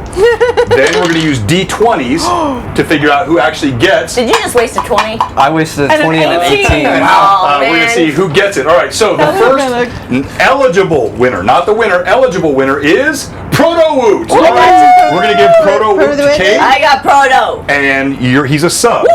All right, now make sure you remember who you've got, because I'm going I to got ask Proto you when I Woot. come back to Okay. you. All right, now, Eamon, you have Blood Wild. Steve is eligible for the flask. And you must be present to win. So Yes. if you're in the chat, Let us know you're here. just say hello and let us know you're still here. So Proto Woot and Okay, Blood Wild. Wild's here. Yeah, Blood Wild's in. Proto Woot, let us know if you're still here. Next, we're going to go to Thomas, who is playing Alcott today, our newest PC. Oh, you have Soma 913. Now, Soma, you're not following, so if you're with us, give us a follow, and that will tell us that you're still here. Soma 913 is eligible for the flask, but give us a follow to tell us Yep. you're here. And then the fourth one, Roger, you are a sub since October 4th, and so we're glad, and that's going to go to you. So you've got, and we're still waiting to hear from Proto-Woot. Yeah, is Proto still here? And I haven't seen the other one, so we may have to come back to those. Captain Cade is going to roll it for you. So the last one for Irda is Renreb, a sub. Renreb, Okay, Roger's here. Roger, you've got Renreb, are you here? And he's a sub, and Renreb's a sub. And Renreb, are you here? Thank you so much, Dark Hour. I'm glad you like the set. Did you see the really cool battle map we have here, the battle cam? They're in the frosty. Here you can kind of see it. If you haven't seen this before on Blue Box, not too fast, you'll knock down my trees. We have two setups. This is our Sunday setup, and we use this really cool Lazy Susan style. I have different trays I can flip over for different types of terrain. The table has area here for the players. Still haven't heard cell from phone Proto chargers. Or Soma. Or Renreb.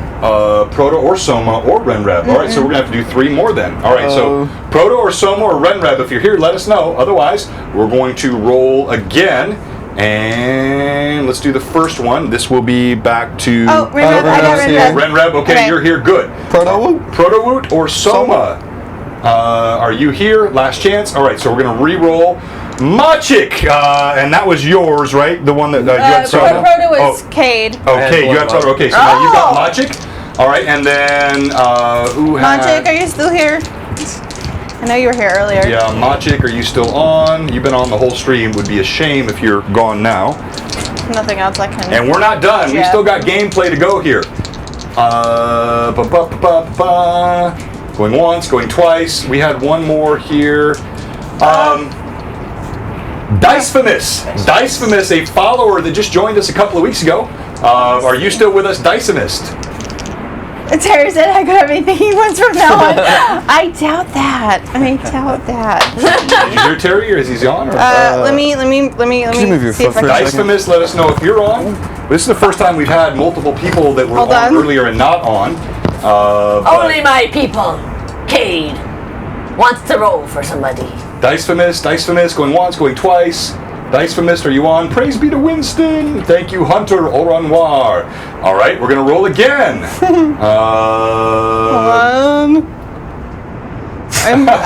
Yeah, Kai, that's exactly right. All right, so 888. I know 888's on. I just saw he said, I'm here, pick me, 888. You were picked. So you have 888. Oh no. And then the last one, whose player wasn't here? Okay, so I guess for Thomas.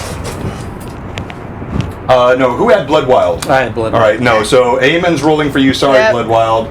And I know you're here, 888. I got. And the last one is. He messes up the way. No, I'm sorry. That's my daughter. She cannot win a flask. Camelise. I'm sorry, Camelise. All right, we'll get you something else. Daddy will buy you some ice cream this week. All right, Lord Forth, are you still on with us?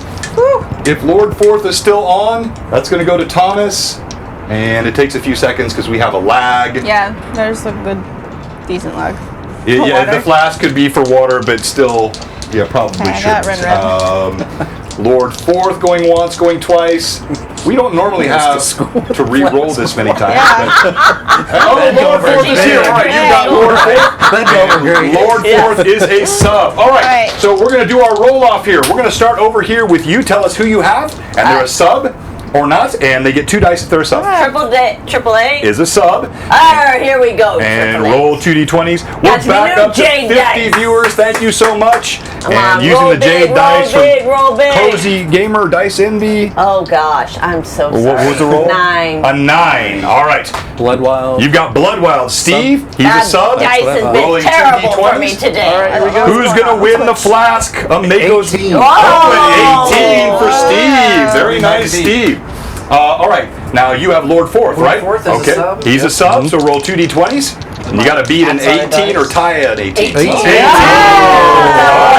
We have a tie between Lord Forth and Bloodwild. All right, you have. This is for Roger, and he already wasted his D20. Yeah, I wasted my 18 and my 20. All right, for Roger. 18. Oh, we got 3 18s here. Okay. All right, all of you are still in Lord Forth, Bloodwild, and Roger. All right, and for you. Renreb. Okay, let's see. Ooh, that was terrible. 1 and a 2. I wanted to Oh, sorry. I the worst die. All right, so now At we're going least to come I got back to rid the of three that. of you. So you roll again for Steve. It's we're going to do one die this time. Just All right. one, because you're all subs, so they all get Your one lucky d20. die. And give us your roll. This is for Bloodwild. Well, A 12. All right, this is for bad, Lord not Ford. Not great though. On the cat side. 8. Oh, Bloodwild is in the lead. And you For have, Roger? Yeah, Roger gets a 14! Roger, let us know you're still here. If you're still here, Congratulations. you are the winner Sorry, of Lord the Ford. very first, it won't be the last, but the Ameko's Revenge signed metal flask Yar. for all of your blue box fun. And Roger, just you confirm for us what you're here, and yes, he's here. Yay. So Roger, Congratulations. send me a whisper. I need your full name and your mailing address, and we'll get that out to you this week. Now, don't leave us. We're gonna have another giveaway in about 15 minutes. We won't be too much longer, and that giveaway will be for either a Blue Box mug or a Blue Box 3/4 sleeve shirt. Great for winter indoors. It's not too warm, but it's not too cold, so it's good like inside the house, That's and you're gonna right. love it during winter. All right, you've done all this now. Has it been explained? You've been explained. But yeah. The cave yawns ahead of you. How do we wish to proceed? Shalelu. Cautiously. I think your plan is good. I will do this if you wish. I give her my cloak of elven kind, and I hand her the invisibility potion. All right. She gives each of you a solemn look. Hey, thank you for the sub, the real long shot. She quaffs the potion. Was that a gift sub? It was 2 gift subs. Oh, Canadian Asian From Gamer! Canadian Thank you for the Thank gift you. subs, and that is so great. Hey, thank you and congratulations, DM221532. Are we sending an NPC in alone into the cave Yes. without any of us? That's I think the plan. I would like to One go moment. with. We sacrifice go the with- NPC. Oh, thank you. So I have a potion of invisibility that he just gave me. So Wait, hold on. Then just really cool. This really organized player walks in with these cards for each of the magic items that he has, Thanks. and he hands. This is how I DM. So I Yeah. love it. I love it. So he hands So, you a potion. and since Irda, I think I've. Does this look like the one that Solomon just gave to No, it's Solero? different. made it myself. What does this do? Makes you invisible. Oh, Caution, Yeah. you won't be able to see her. And vice versa.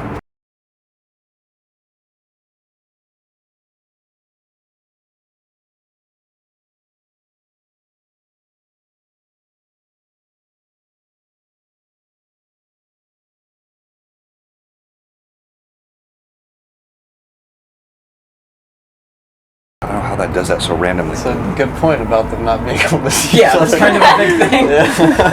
It's good to That's have nice thing about the group invisibility intelligent spell, character. but it doesn't work well with the potions. Yeah. Because you can see each other when it's a group invisibility. Oh, can you? And it moves? Well, we used it in our Tuesday night game, but it was you had to stay within the radius of the wizard. So as long as you were within his radius, you stayed invisible took that spell. with everybody. It worked well.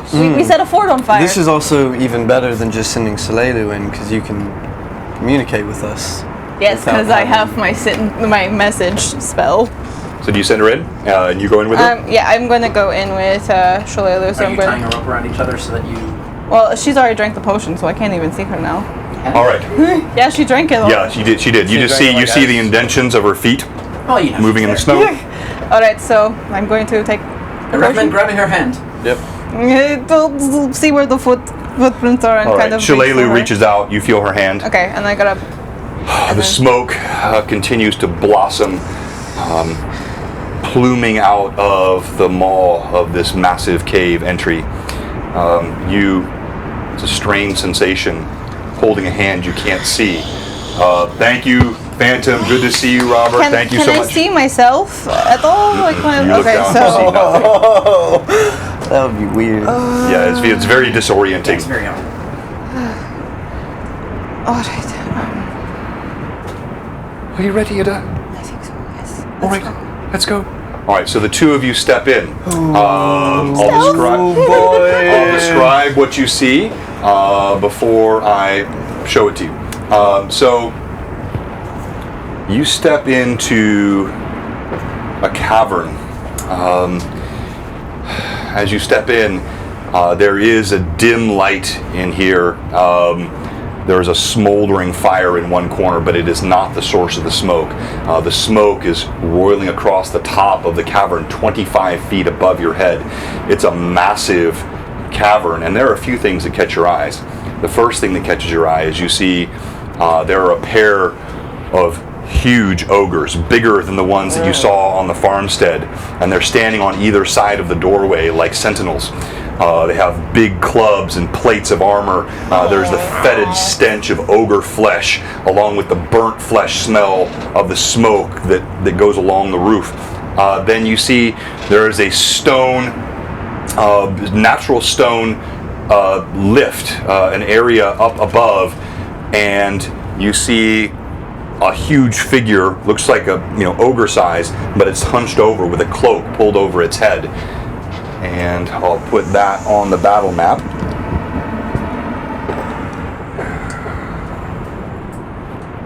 Oh, we don't see anything resembling the sisters necessarily. Nope. And in fact, you don't even see an exit from the room. So you come in through here, and I'm going to put you both in there so we can see this on the cam. So we've got Irda and Shalelu, and I'm gonna spin this over so the players can see it too here in a second, because I know it's kind of hard to see from that backside.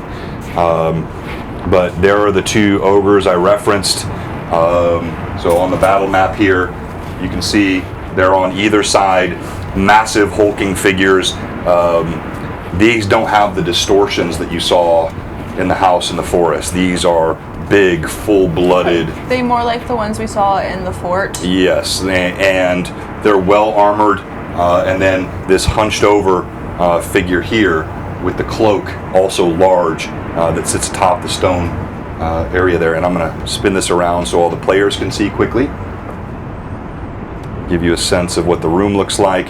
Very quiet. It's about 30 feet. Yeah, it's about 30 feet by 50 feet. So not quite the dimensions that you see here, but close. Can they see where the fire's coming from? The smoke that roils across the top, it seems to come through cracks in the walls here. Do I see anything else that is of note? Or is it just all otherwise look like cave? Okay, well, what I need you to do first is I need you both to, both you and Shalelu are going to make a roll for silent movement. Okay, I'm going to roll this at advantage just... because obviously you're invisible, but that doesn't mean you're inaudible. And right. Oh, I should have given you the cloak. Shalelu is rolling. Oh, that's not good. What do I add to this? Silent. Just dex. It's like, we're going to do a base, because you don't Not have my move stealth? silently. Yeah, because, your base stealth, that would be fine. Yes, Okay. go ahead and add that. So my stealth... Okay, that's a little better. So that's 16. 16.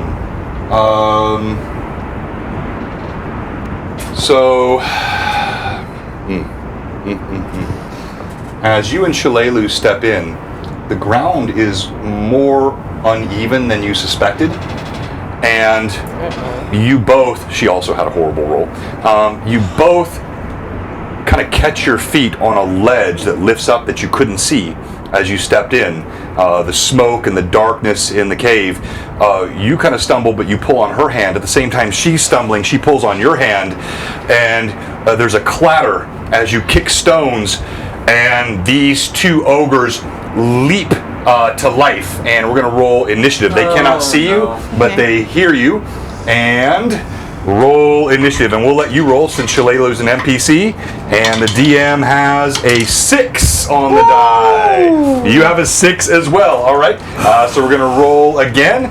This time the DM has a 3 on the die. Ooh. Yeah. All right, a 6. Okay.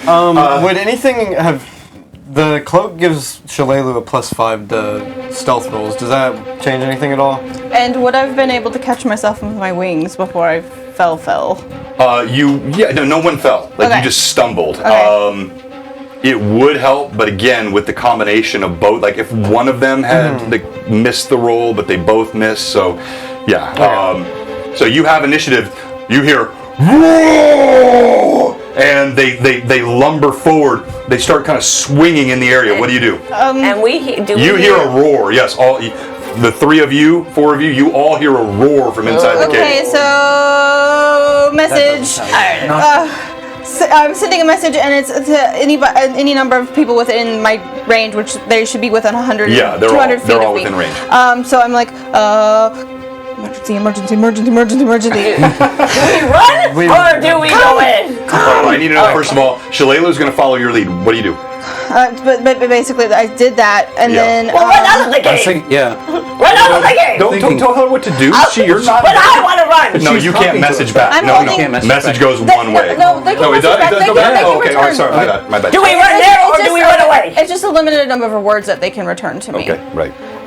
Retreat. Look, this has got to be split second, Okay, spontaneous. sorry. I want to run away. I still have Shalalu's hand, yes? Yes. I'm going to try to scoop her up because I know she's small. I'm going to try to scoop her up and fly up with her as high as I can get. Okay. Let's go ahead and make a strength check. So roll d20 and add your strength bonus. Okay, And gonna roll use an against. advantage. Solomon runs in. All right. You see Solomon. The joints of his armor As creaking. the emergency starts coming in. I just go, goodness gracious, I tap myself and cast Mage Armor. Okay. All right. Well done. 20, All right, yeah, no, so no problem. So you scoop up Shalalu, and you loft above the clubs of these ogres, still invisible. And I said the ceilings are 25 feet tall, so you can go quite high. So I'm going to put you up quite high I just here. wanted to go as far as I could get her up. Yeah, and so the two of you are way, way up high here. Advantage for Shillelagh. Thank you, Pat Draws, for Shillelagh. Alcott is his name. All right, so you can't see because she's so high, so she's going to be off the battle cam for the moment here. But an ancient gamer, for the maze, that's Alcott. You got another advantage, Alcott. Wizard, technically. And I'll go ahead and put you down lower just so you're That actually was able such to a wizard response. Wizard, technically. Yeah. It's like the Sheldon of I'm in wizards. character. All right, so I'm going to put you here, just so it's more visible. Solomon, you come rushing through the door, and there are ogres standing on either side. You cast Mage Armor, so that's your round. Cade, what are you doing? I don't know. I really wanted to run away, but seeing that everyone else is going to the entrance, I guess I'll go. All right, Cade, you sprint through the entrance. Alcott, you're casting your spell this round, and then Eamon, what are you doing? I'm going in. Eamon running in as well. All right, we now go to initiative. Okay, that I won. So that's one thing about 3.5 that I don't know. If I do a standard action to cast a spell, I can't move on the same thing. No, you can. You can move limited distance though. So I'll give you like 10 feet I or really so. wanted to tiptoe in. Yeah. So. So yeah, you get a. If this thing breathes on me wrong, I'm dead. Yeah. Yeah. So you move closer. So you're right at the. I just want them within magic missile range, which is about 100 feet. They should easily all. Oh of them yeah, be- they are, and that close you can see in. So but you don't have an angle. Can I actually see? It's 25 feet wide. So yes, you could actually take an angle. So But you is can there see. light? Can I? There, actually it's see? very dim light, but you can barely see. Good to know. All right, and we go to initiative. Well, DM has a 1. Oh, Okay. All right, roll again. DM has a 2. 3. All right, you have initiative. We'll start with you, Irda. All right. Okay. So now I'm holding Shillelagh in my arms. This is Our sniper has Oh, been. thank you, Phantom. elevated to So let's see. higher territory now. 1 sec. I don't know. I can't really do anything while holding Shillelagh. Did I see everyone run into the cave? Yes. Yeah, you see them Okay. filing in from the mouth of the cave. I guess now, does there look like a ledge or something that I could like set Shalelu on so she has a good vantage point and can fire from? Nothing where you're at. There is this but I don't this wanna put her close stone, to that guy. here outcropping with a hunched over figure. So I guess then, since everybody else ran in, I'm just going to fly down a little bit and set her down, and then begin playing my Raging Foam. All right, so you fly back down. It's going to put you in range of the clubs. You put Shalelu on the I ground. didn't want to go all the way to the ground, just enough so I could set her feet on the ground, if that makes sense. Okay, all right, and then you're going to... And then I was just going to stay in the air and play my Raging Song. Okay, yeah, that'll be fine. And so you begin... Alcott, you've never heard this before. Suddenly there's a flute that plays in the middle. Angry flute. It actually doesn't sound angry. It just sounds very like inspiring. Like it's Fantastic. like getting everybody's like blood pumping, ready for battle. And this song, it not only like doesn't just, you don't just hear it. It like pervades your very being. And everybody who chooses to take it, they get a -1 onto their AC. But you get all the benefits of my inspired rage, which gives you a... Let me do this. +4. +4 to strength, +4 to constitution, +4 to will saves. But yes, the -1 to AC. So if you would like to take the benefits of that, you can. You can choose not to, but anybody who wants to take it can. I'll take it. No, thank All right. you. Need all the AC I can. Yes, I figured. But I, had to let. But yes, so everybody who wants it, you have it. The nice thing about the benefit to the con bonus is it does increase your HP for the time that you are affected by the rage. It's actually pretty funny. I almost rolled all max health. Nice. It's hard to roll. Right, max, true. All right, type !mug for our final giveaway of the day, which will be happening here in just a little bit. !mug in the chat, which also then you can switch to a shirt if you would like. So you can have the shirt or the mug, but we'll just make !mug. One of these gorgeous blue box mugs, like this one right here. Were, or did you just say emergency? Just emergency, because that's all I could get out. Not being able to see. Yeah, it's phenomenal. There's a little bit of light in here, as the DM said, so... Okay. All right, so that's... And by the way, because of the level I'm at, my Raging Song is now a quick action, or my, shoot. What's the word? An immediate action? My swift action. It's my swift action, so I can still do something. Yeah. So everyone's raging now, and I can still attack or whatever. Right. So I'm... His audio is stuttering. Uh-oh. Oh, going that's probably to- on your end, Pat, I'm guessing. I don't think anybody else should be having any audio problems, are you? Everything looks good on my end now.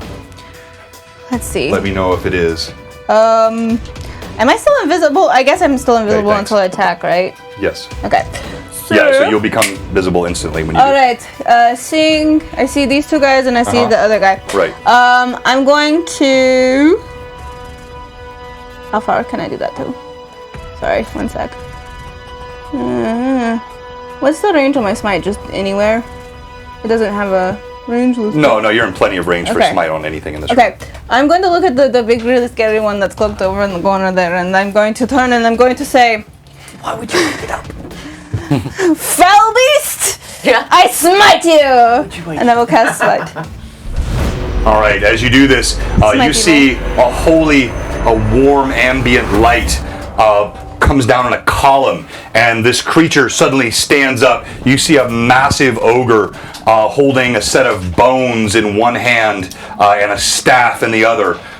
Its eyes, wild and red, looks over and gives a grunt. And for him now, my AC is a 29. Okay. Everyone else is All right. 25. We're going to go to Solomon, who is the first to rush through the door. Solomon, you come rushing through the door. You look up. You see a massive ogre. He's got a club coming down right for your head. I keep going so that it doesn't hit me. You run past. And then, or not run past, but I want to step out of the way and try and stab him in his side. Okay. Ooh. Roll to hit. For my first one, ooh, that's a 34? Yeah, 34 to hit. That is a hit. Roll damage, please. As you run through the room, into the room, you swing your blade up at the creature standing right next to you. And then second attack is a nat 1. Nat 1. Okay, roll to confirm the fumble, please. You might want to roll that at advantage. What do I need? 24. 24? That's 24. 24? That is not a fumble. How many bandages you got left? Plenty. He should have used it. Enough to use. Throw the dice. I have 3 and I would have done that. All right. Damage for my first attack is 12. Yes. 12. Okay, 12 points. All right, you slice up. You catch the creature right in the midsection. You open up its side, ripping out the stench of ogre blood now fills the room, in addition to the scent of burning flesh. And we go to Eamon. I'm going to attack the one that Solomon is attacking. And I am going to... I'm just going to swing for now. Okay. I'm using an advantage for... What is that? That's 19. You swing, your blade bounces off of an armor plate on the creature and does not hit. We go to Cade.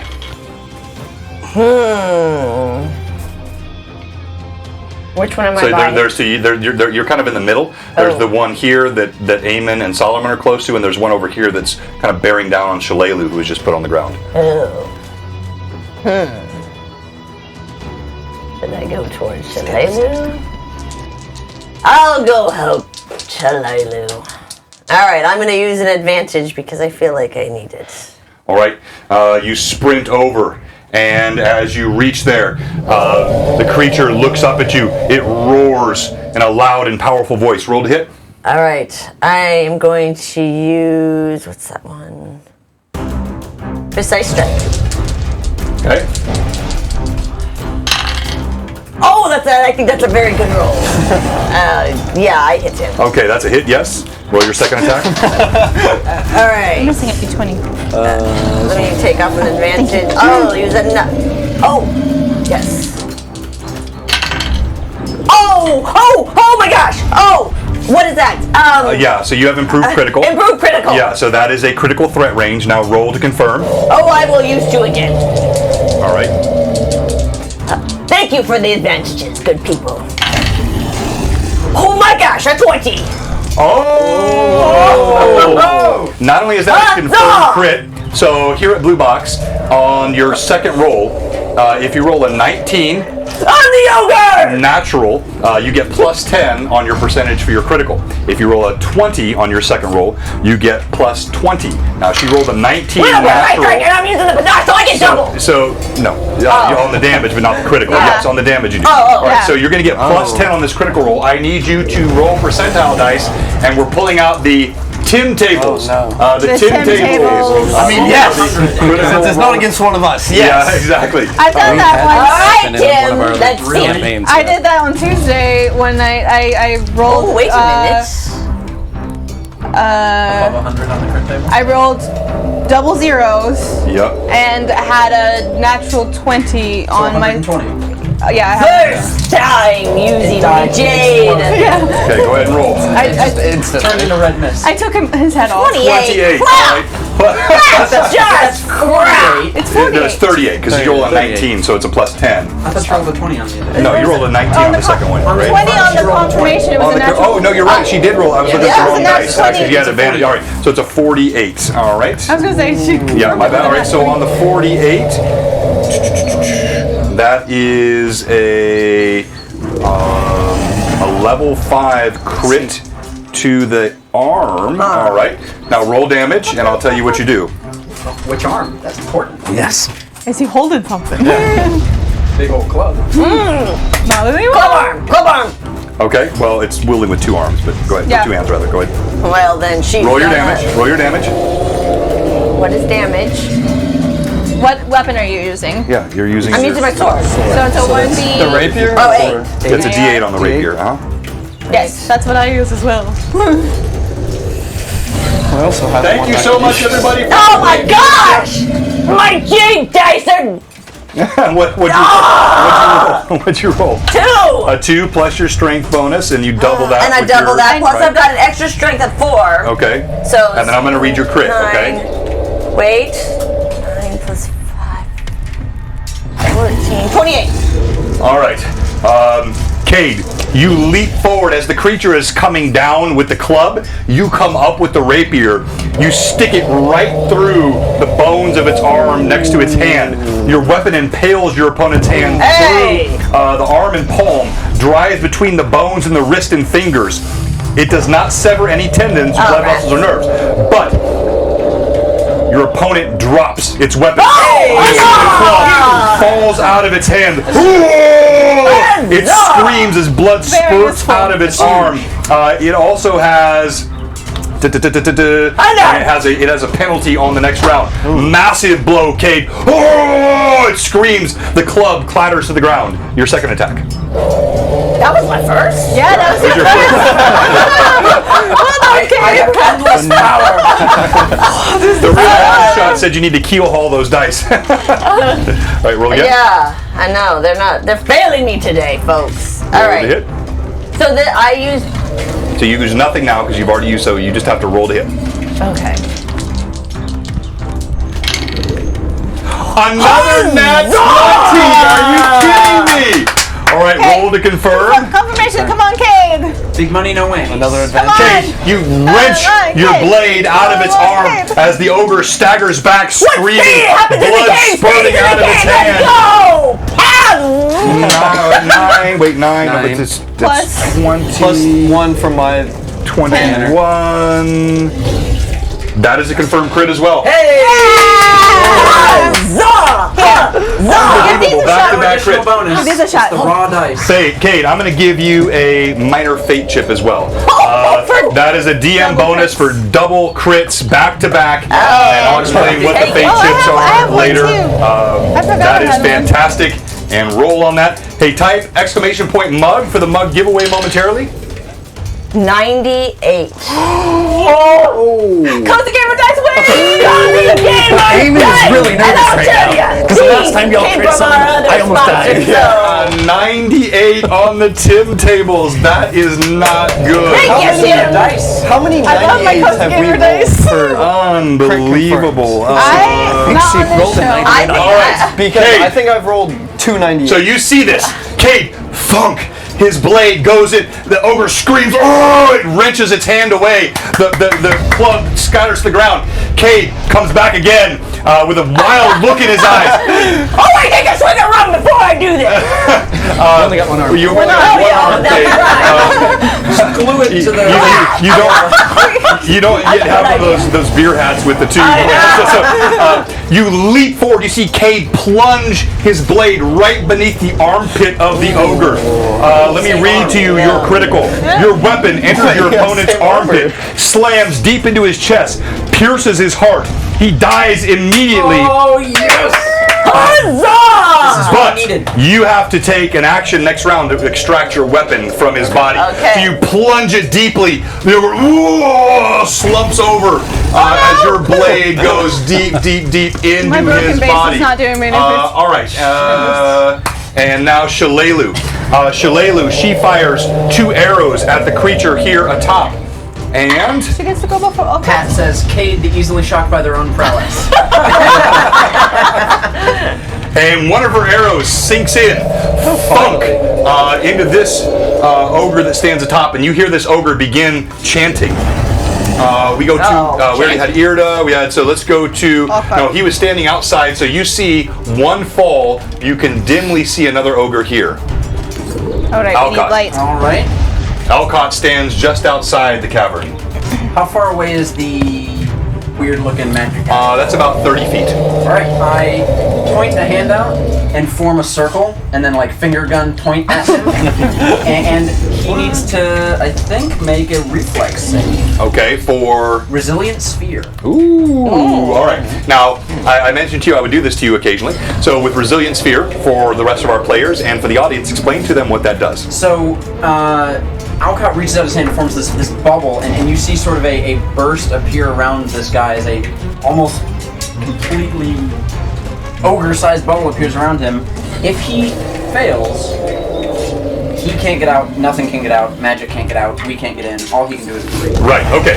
So, now For the next 4 minutes. you've used your advantage, right? Which would mean he would be rolling at disadvantage? I will. All right, but the DM is also going to use his advantage, Okay. so I've got to mark off here. Does the advantage for spells not do the additional? Okay. I like. Is that a Tuesday I thing? like. So yeah, you can use it so you can give disadvantage on the saving throw. Okay. Or in this case, I'm using also, so it's going to neutral back out to a regular saving throw. What's the DC? It is for a 14 spell, it's a DC 19. Ooh, a 19. That's a reflex Smart save. play. Yes. Okay. Hopefully not very quick. Hopefully not. Wow. Okay. Is that a good wow? Not what I expected. I think it's a good wow. You see a shimmering in front of the creature, and suddenly it's tapping thunk thunk thunk thunk against this invisible sphere. Who has not gone yet? Everyone went? Yes, I think everyone. All right, the remaining ogre. It pivots. Back into the far corner where that ogre fell, so that I can get as far away from the other guy. Dang as it! I possible. smited You want to that move guy. over here? If I can. Yeah, so start you to can work get my way there. Yeah, because you're not. Yes, actually, that would be fine. So you see Shalelu tucked in the corner. You move right next to her. That's only about 10, 15 feet. That's fine for you to do after your casting action. And now the ogre attacks. And as the ogre attacks, it pivots toward Eamon. I'm going to use advantage on this. Poor Eamon. My gosh, you have been unlucky. It's not good. He just critted on him. What? Yeah. Solomon, you see your fault for using the it. ogre bears down on Eamon. Can I And use? as he does so, Intercept charge? let me roll my Can I use percentile intercept dice. charge to get in front of that and block it for Eamon? Since I know that I am a lot more durable than he is. Yes, you can. Explain to everyone what you've just done. So what intercept charge does, it allows me to get in front of an attack that somebody is doing, to essentially stop it. I take the damage instead of them. That bad, face but though tells me that it's a really bad crit. Did he already roll the percentile dice? Yeah. Oh Yeah. no. Eamon, you have this feeling of deja vu as you see a massive club coming right towards your head. You are off balance after your swing. You know it is about to crush your skull. You see a blinding streak beside you, the armor of Solomon, as he leaps in front of you. Minor fate chip. I'm gonna cancel out the critical. I do have one. Use your minor fate chip. I will use it. And for this crit, To cancel the critical, I will use my minor fate chip. all right, you cancel. So as he leaps forward, how are we gonna do that? I'm flying, so I can try to get in his face. I could grab him as he steps in front of me as I'm Well, losing it's my her balance. fate It's my fate chip. Oh yeah. All right, so you use your minor fate chip, and you give a buffet of your wings as Solomon spins by. You see the club glances off the back of his armor. As I buffet the wings, I actually go, no! Solomon, you still take 14 points of damage. You land on the ground.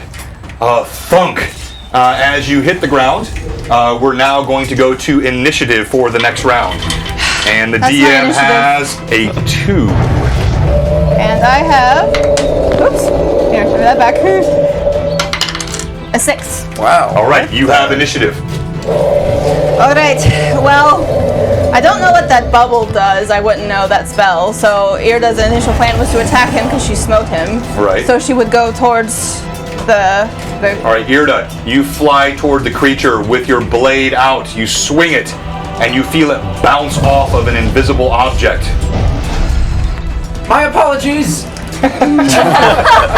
She's just gonna look minorly like annoyed, but and then she's gonna refresh the writing song, realizing she can't do anything with that right now, and then turn to go towards the one she knows she can probably help. All right, and now we're gonna go to Eamon. What are you doing?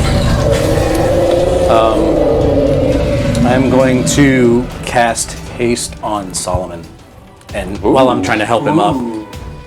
Okay, Solomon, you feel there's a sudden surge of energy. Your body lights with a sort of an electricity that makes every fiber of your being come alive. You feel suddenly light on your feet and quick. You leap up off the ground. And now we're going to go to Should have an extra Cade. attack now. Cade, you need to roll D20 and add your strength bonus. my You're trying to second pull bonus, your right? blade Oh. out of this Attack creature. bonus, right? Or was it Hey, thank you so much, everybody that's 19. watching. Haste is at the 19. You wrench your blade out. That's going to take part of your round. Now you can move. You could get up here, but you saw this happen with her blade bouncing off. Or you can come over to this one. So, can I attack that person, or is there any point in me coming up You there? don't know. I mean, you maybe. But you did see Irda go up there, and you saw her swing her blade. Thank you for the follow, XLab Makerspace. And it bounced off. Oh, and it bounced out. Yeah, it bounced off. By the way, right now, if you're watching and you haven't given us a follow, or if you're a follower and you haven't given us a sub, we have one question for you here on Blue Box, and we'll only ask this one more time. What are you doing? Give us a follow or give us a sub. Our giveaway's coming in a minute. You can get one of these beautiful Blue Box mugs or a Blue Box shirt. Just type !mug in the chat. That's going to be happening in just a moment. I'll go to the ogre. All right, you run over there, and that's actually going to be your full round because you had to yank I your sword out. have swashbuckler's grace, I- which gives me extra speed. I know, you get there, but you spent that round wrenching your blade out and you got your movement. Boom. Now we're going to go to Alcott. Wow. Not very many attack spells. Why not? Magic missile. All four of them at the ogre. Okay, this one here? Yes. Okay, you hear Alcott chant.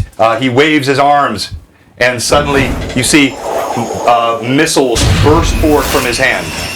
Are you using advantage or no? I'm just going to do Okay. it regularly. So that's It's 4d4 plus 1 on each. 10, 14 force damage. Wow, all right. You see these multiple missiles fly into the ogre's body. It lets out a guttural roar. And who has not gone this round? Shalelu and me, I Solomon. guess. Yeah, you plucked yourself up because so your haste will take effect at the end of the round. Okay, You can so- get one attack. Okay, is he facing away from me, or am I just on his side? No, you're like on the side. No one's flanking him. Okay, Let me pull this around so it's a I little don't easier to have see. a movement anymore. I'm just gonna try and take a big old hearty swing at him. Okay, roll to hit. Not bad. 25, 26. 26. That hits. Yeah. Roll damage. Ooh, 14. 14. Wow, all right. A mighty blow. The blade of Poquito Huevos sinks into him. Poquito for the win! And he lurches back against the wall, a panic look in his eyes, but he has nowhere to run. Looks like he would flee, but he can't. So Shalelu now, she's going to, let's see, this is all simultaneous action. Let's see here. She did not notice what happened, so she's still going to keep firing arrows at the one that she hit last time. And you see as she, Classic Shalelu. 2 arrows fly, No. and bounce off the dome. I've been protecting him. I was protecting us from this. So far, that's all right. The ogre, he swings again, and DM has 6 advantages left. He's going to use.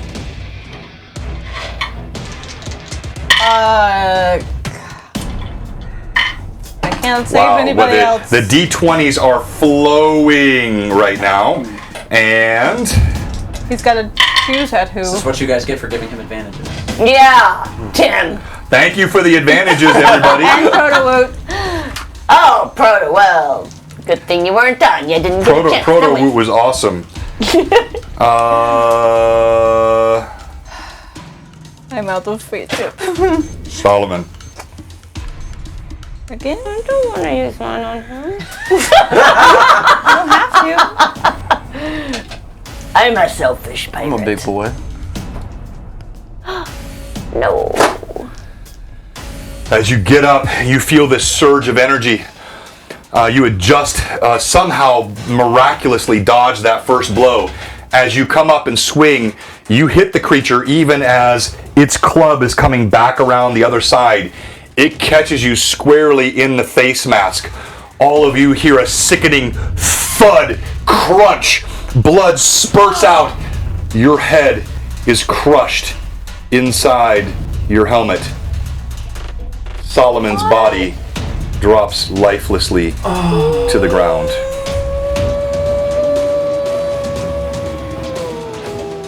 And we will stop there for tonight. Go ahead. I was going to say, the moment Irda sees Solomon, who she's been with the entire time up to this point, her aura glows super bright, and she just fixates on that ogre. She's coming for him next. All right. Anyone else before we close? Any reactions to this as this happens? You see, you hear, like, there's no doubt in your mind. You saw blood splatter everywhere, squirting out of his visor, out from the bottom of the neck of his breastplate. You heard bones crunch. There's a gurgling sound. His body twitches as it hits the ground. Ouch.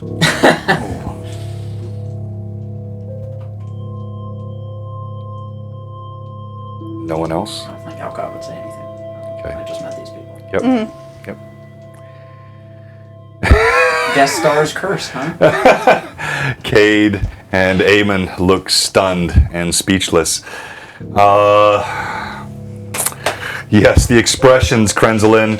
The trouble with ogres and the trouble with the Tim tables. Tim, I blame you! Well, they helped you today too. Like the crits were flowing in this combat. This was a heavy critical combat on both sides. Baron Solomon von Frost. It's like time freezes. You just see in the stillness. Oh, 1,000 for Solomon! Oh, ancient gamer, you're so kind, but it cannot resurrect from the dead. Can a fate chip? Only a major fate chip, not a minor fate chip. Oh, yeah, didn't give me a major one. I deserve a major one. No, those generally come from role player, just absolutely extraordinary They're really things. rare. Like, I've only given a. Oh, well, I'm an extraordinary player. And so Baron Solomon von Frost, his cloak, his tabard, he clatters to the ground almost in slow motion. You see various weapons falling off of his body that he's been gathering. Blood just squirts and sprays and seeps out of his helmet. His body twitches on the ground. And that is where we will conclude for tonight. All right. So, little blue box sadness here. Thank you, everyone, for all of your great contributions. We're going to do our giveaway in a second. Stop looking at me that way. It's part of the game. We're going to do our blue box giveaway, which is your choice. Don't give the DM any more advantages. You hear, you landlubber, you nothing. That's a DeLorean. No, there's no $6 million man. Hey, thank you for the follow, Critici. If you're not following us yet, this is your last chance. Give us a follow. If you're a follower, give us a sub. If you're a sub or a follower, it helps you on the giveaway that we're about to have. Type exclamation point. What did I miss? Tim has a question for you, sir. Salagon, Salamoth. 'Tis a flesh wound. It is not a flesh wound. Just a flesh It is a bone deep wound. Tim, Tim wants to know how you time killing your characters with the end of your show. Coincidence? Who was watching the dice? All right, and no, actually, I'll keep my eye on those dice. We've only had 2 combats today, Tim. Now, I think the only time that's happened before was in the one shot that we had. That was the only other time we've had a player die at the end of the session. All right, Dark Hour, yes. Gimbal died at the end. What's that? Gimbal died close to the end when he died as well. When he. And I feel like also We did a little bit right after that, wasn't it? He died right before break. Anyway. Yeah, Gimbal died before break. It was a break. Yeah, he did not die at the end. He died kind of in the middle. It was just a break. Yeah. Yeah. I forgot about that. All right. So here we go. Come on, my guitar. All right. So. Well, if you want to draw a painting of the dead Solomon, I believe that would Tobin be. died in the middle of the game. yeah. Got Yeah. his throat ripped out by Arathi. Arathi. Yeah. Ixen Left in the vanished. middle. That was pretty much like 3/4 of the way through the game. That was The middle, betrayal. right before middle, break. Middle, yeah. So it's been all over the place. All right. So here we go. But I do appreciate your insult there, Tim. All right. Show love for Solomon. Thank you so much again, Ancient Gamer. The PC's dropping. Yeah, there have been quite a few deaths lately. Very sorry. Can headless players win? Yes. I think that's a little bit. If Solomon wins MVP, no, I can't do that because everyone will vote for him. That won't be fun. All right, so here's what we're gonna do. You're going to vote for Stream MVP, and don't vote until all the poll will go up at the end of all the player comments. Yes. While that's happening, I'm gonna get ready for the final the giveaway, the mug giveaway, and let's start over here with. Let's go. But you know how this works. So.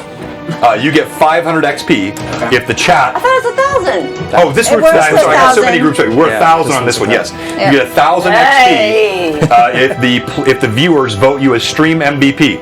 And let's start with Irda. Irda, why should you be Stream I'm doing MVP? polls, All right, we'll so- wait for a second. Let's go to Eamon. Why should you be Stream MVP? I mean, I was unconscious really, really well. I did a great job. That was some of the best unconsciousness I've ever seen. I think I've only seen Brim do it better. Yeah. No. To my backstory today, briefly, you may not have caught it. You may have. Tried to, play a little bit of confusion there when he woke up after having half his brain smashed against the other side of his head. Yeah, I think that's about it. I mean, except for the fact that Solomon was willing to die for Eamon. Yeah, it took a fate ship to save me. Jeez. So, Ancient Gamer. It goes to his best friend. I'm gonna let you choose what you would like to do with those 1,000 points on behalf of any of the players or for the DM on the next session. So, as you know, that can restore all abilities. And if you want to just save it, what you can do is you just call that in on any of our future streams. So whether it's a Tuesday night stream, ideally probably these players would like it if it's a Sunday stream, and you can just say, use it now, and I'll remember what that is. You will be able to restore all abilities, and we'll figure out. I'm Solomon's best mate. I always work it into the game. And I'll make a statue of him if you give me All right, those. so Cade, Eamon's made his shout for why he should be Stream MVP. Cade, why should you be Stream MVP? Oh, huzzah! You know why I should be Stream MVP. Because I deserve it. Why? Because I should have it.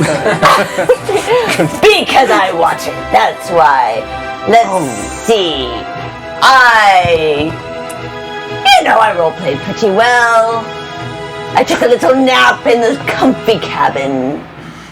I got myself some booty, giant booty, and helped fall that big bootied beauty. Oh, she's not a beauty now.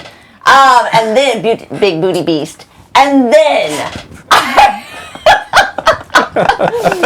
then in the cave, I downed an ogre with 2 crits. And that's why I deserve Stream MVP! Well done. And I neglected one of the best chats of the day. From Pat Draws, I believe it was. He said Solomon's eyes were blue. One blue this way, one blue that way. All right, good call. All right, Alcott, why should you be Stream MVP?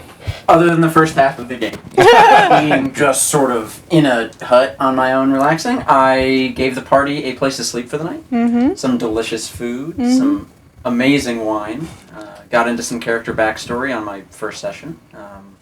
Didn't roll any nat 20s, I don't think, but cast some cool spells. Apparently some people don't know what Resilient Sphere does. They'll learn next time. But gave a Potion of Invisibility to Erda. Helped explain something that's really important. And, yeah, I mean, magic. It's great stuff. What can I say? Well done. Yeah, and let's give a hand to Thomas. First session here, Alcott was great. Well done. And then last but not least, Erda, why should you be Stream MVP? Well, let me see. Well, try to save Solomon and aim.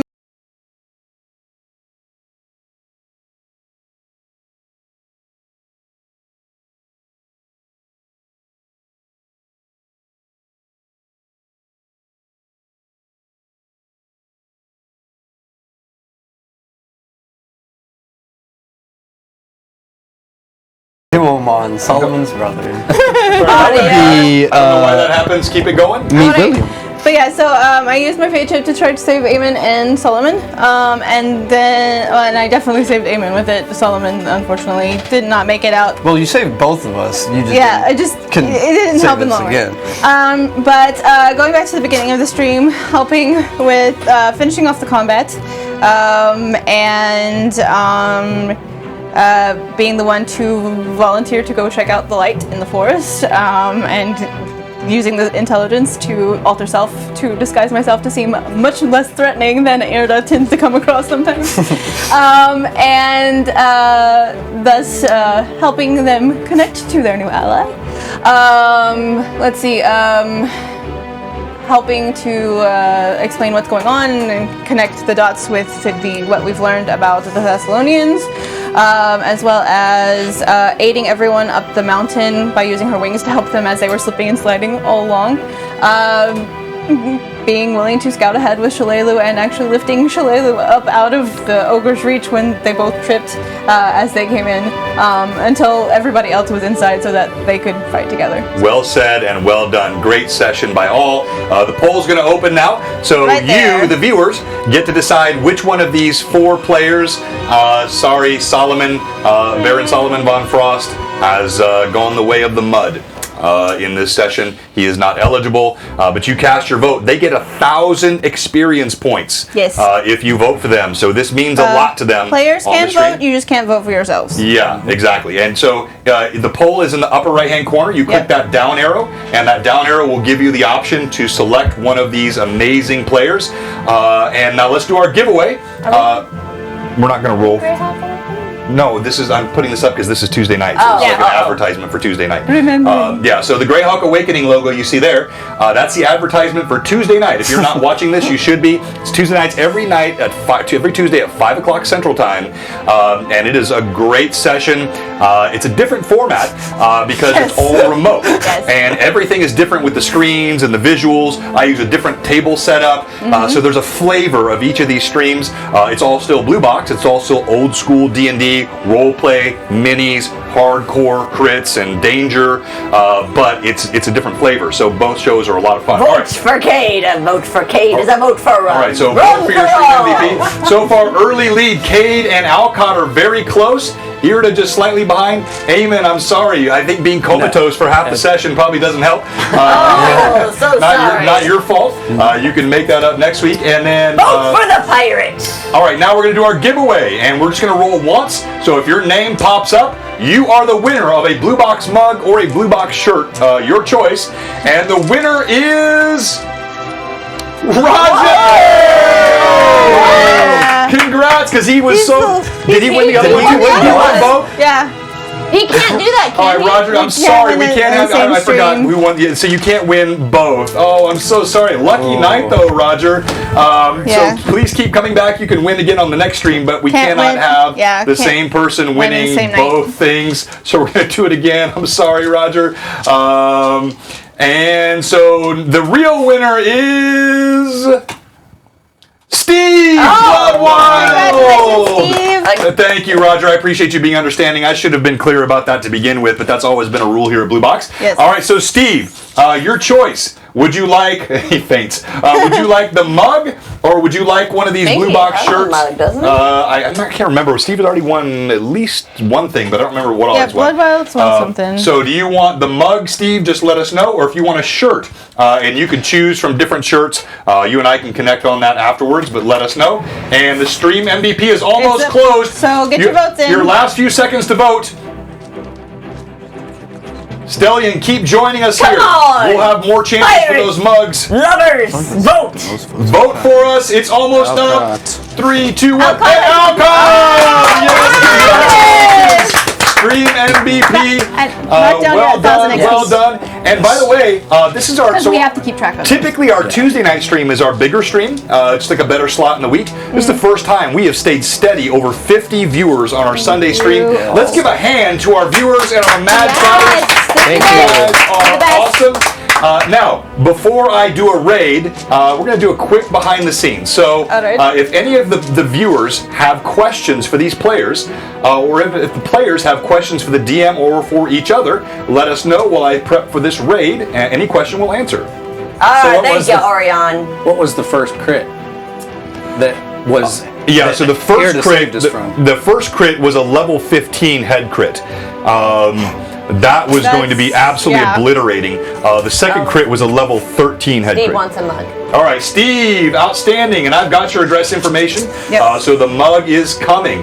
So either way, we would have. Yeah, like both were deadly crits. Either one dead or two And dead. you had a 98. I mean, like just the crits were like Insane. super hot tonight. That doesn't cozy happen gamer most dice. times. All right, so are there any questions in there, Eardo? While I'm getting ready to I raid? didn't see any I questions. haven't seen any. Let us know if you have any. All right, we're going to raid. Solomon Orinoir wants to know what you're going to play next. I do not know. We'll have to good figure question. that out. Backup character. I was waiting on a roll for the critical booty table.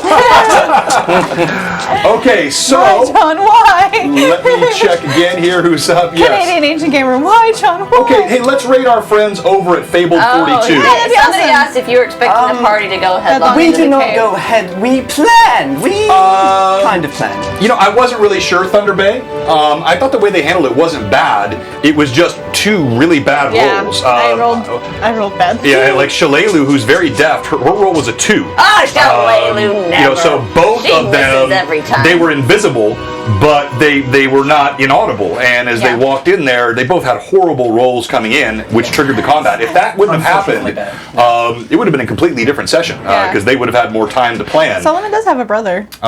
He learned does. this. Solomon does have a brother. Thank you so much, Solomon, the Lord character, Ford. has a brother, and then I personally also have a brother. Any other questions? No relation. Identical twin. No, nothing. Good question, Thunder Bay. All right, we're gonna raid. Stay on for Chris Solo. This is really good. Wow, folks. Phantom. Oh, Phantom. Oh, Mousetrap. Thank you for being a great new viewer, Mousetrap. Thank you, Longshot, Ancient Gamer, off the hook again today as always. And we're going Mousetrap to is from raid. Italy. Oh, from Italy. Very cool. Thank you so much. Fun stream. Thank you, 888. Yes, his Kickstarter is cool, long shot. And here we go. Rating Fable 42. And now he's dead. And we're out. Ooh, I They think were that as a awesome. pirate. We rated They were with going 38. in with Nice. the jokes Not bad. for Nice. Not bad at all. party of 38. Raid. Oh my gosh, Raid, Solomon. I'm raid, so sorry. Raid. So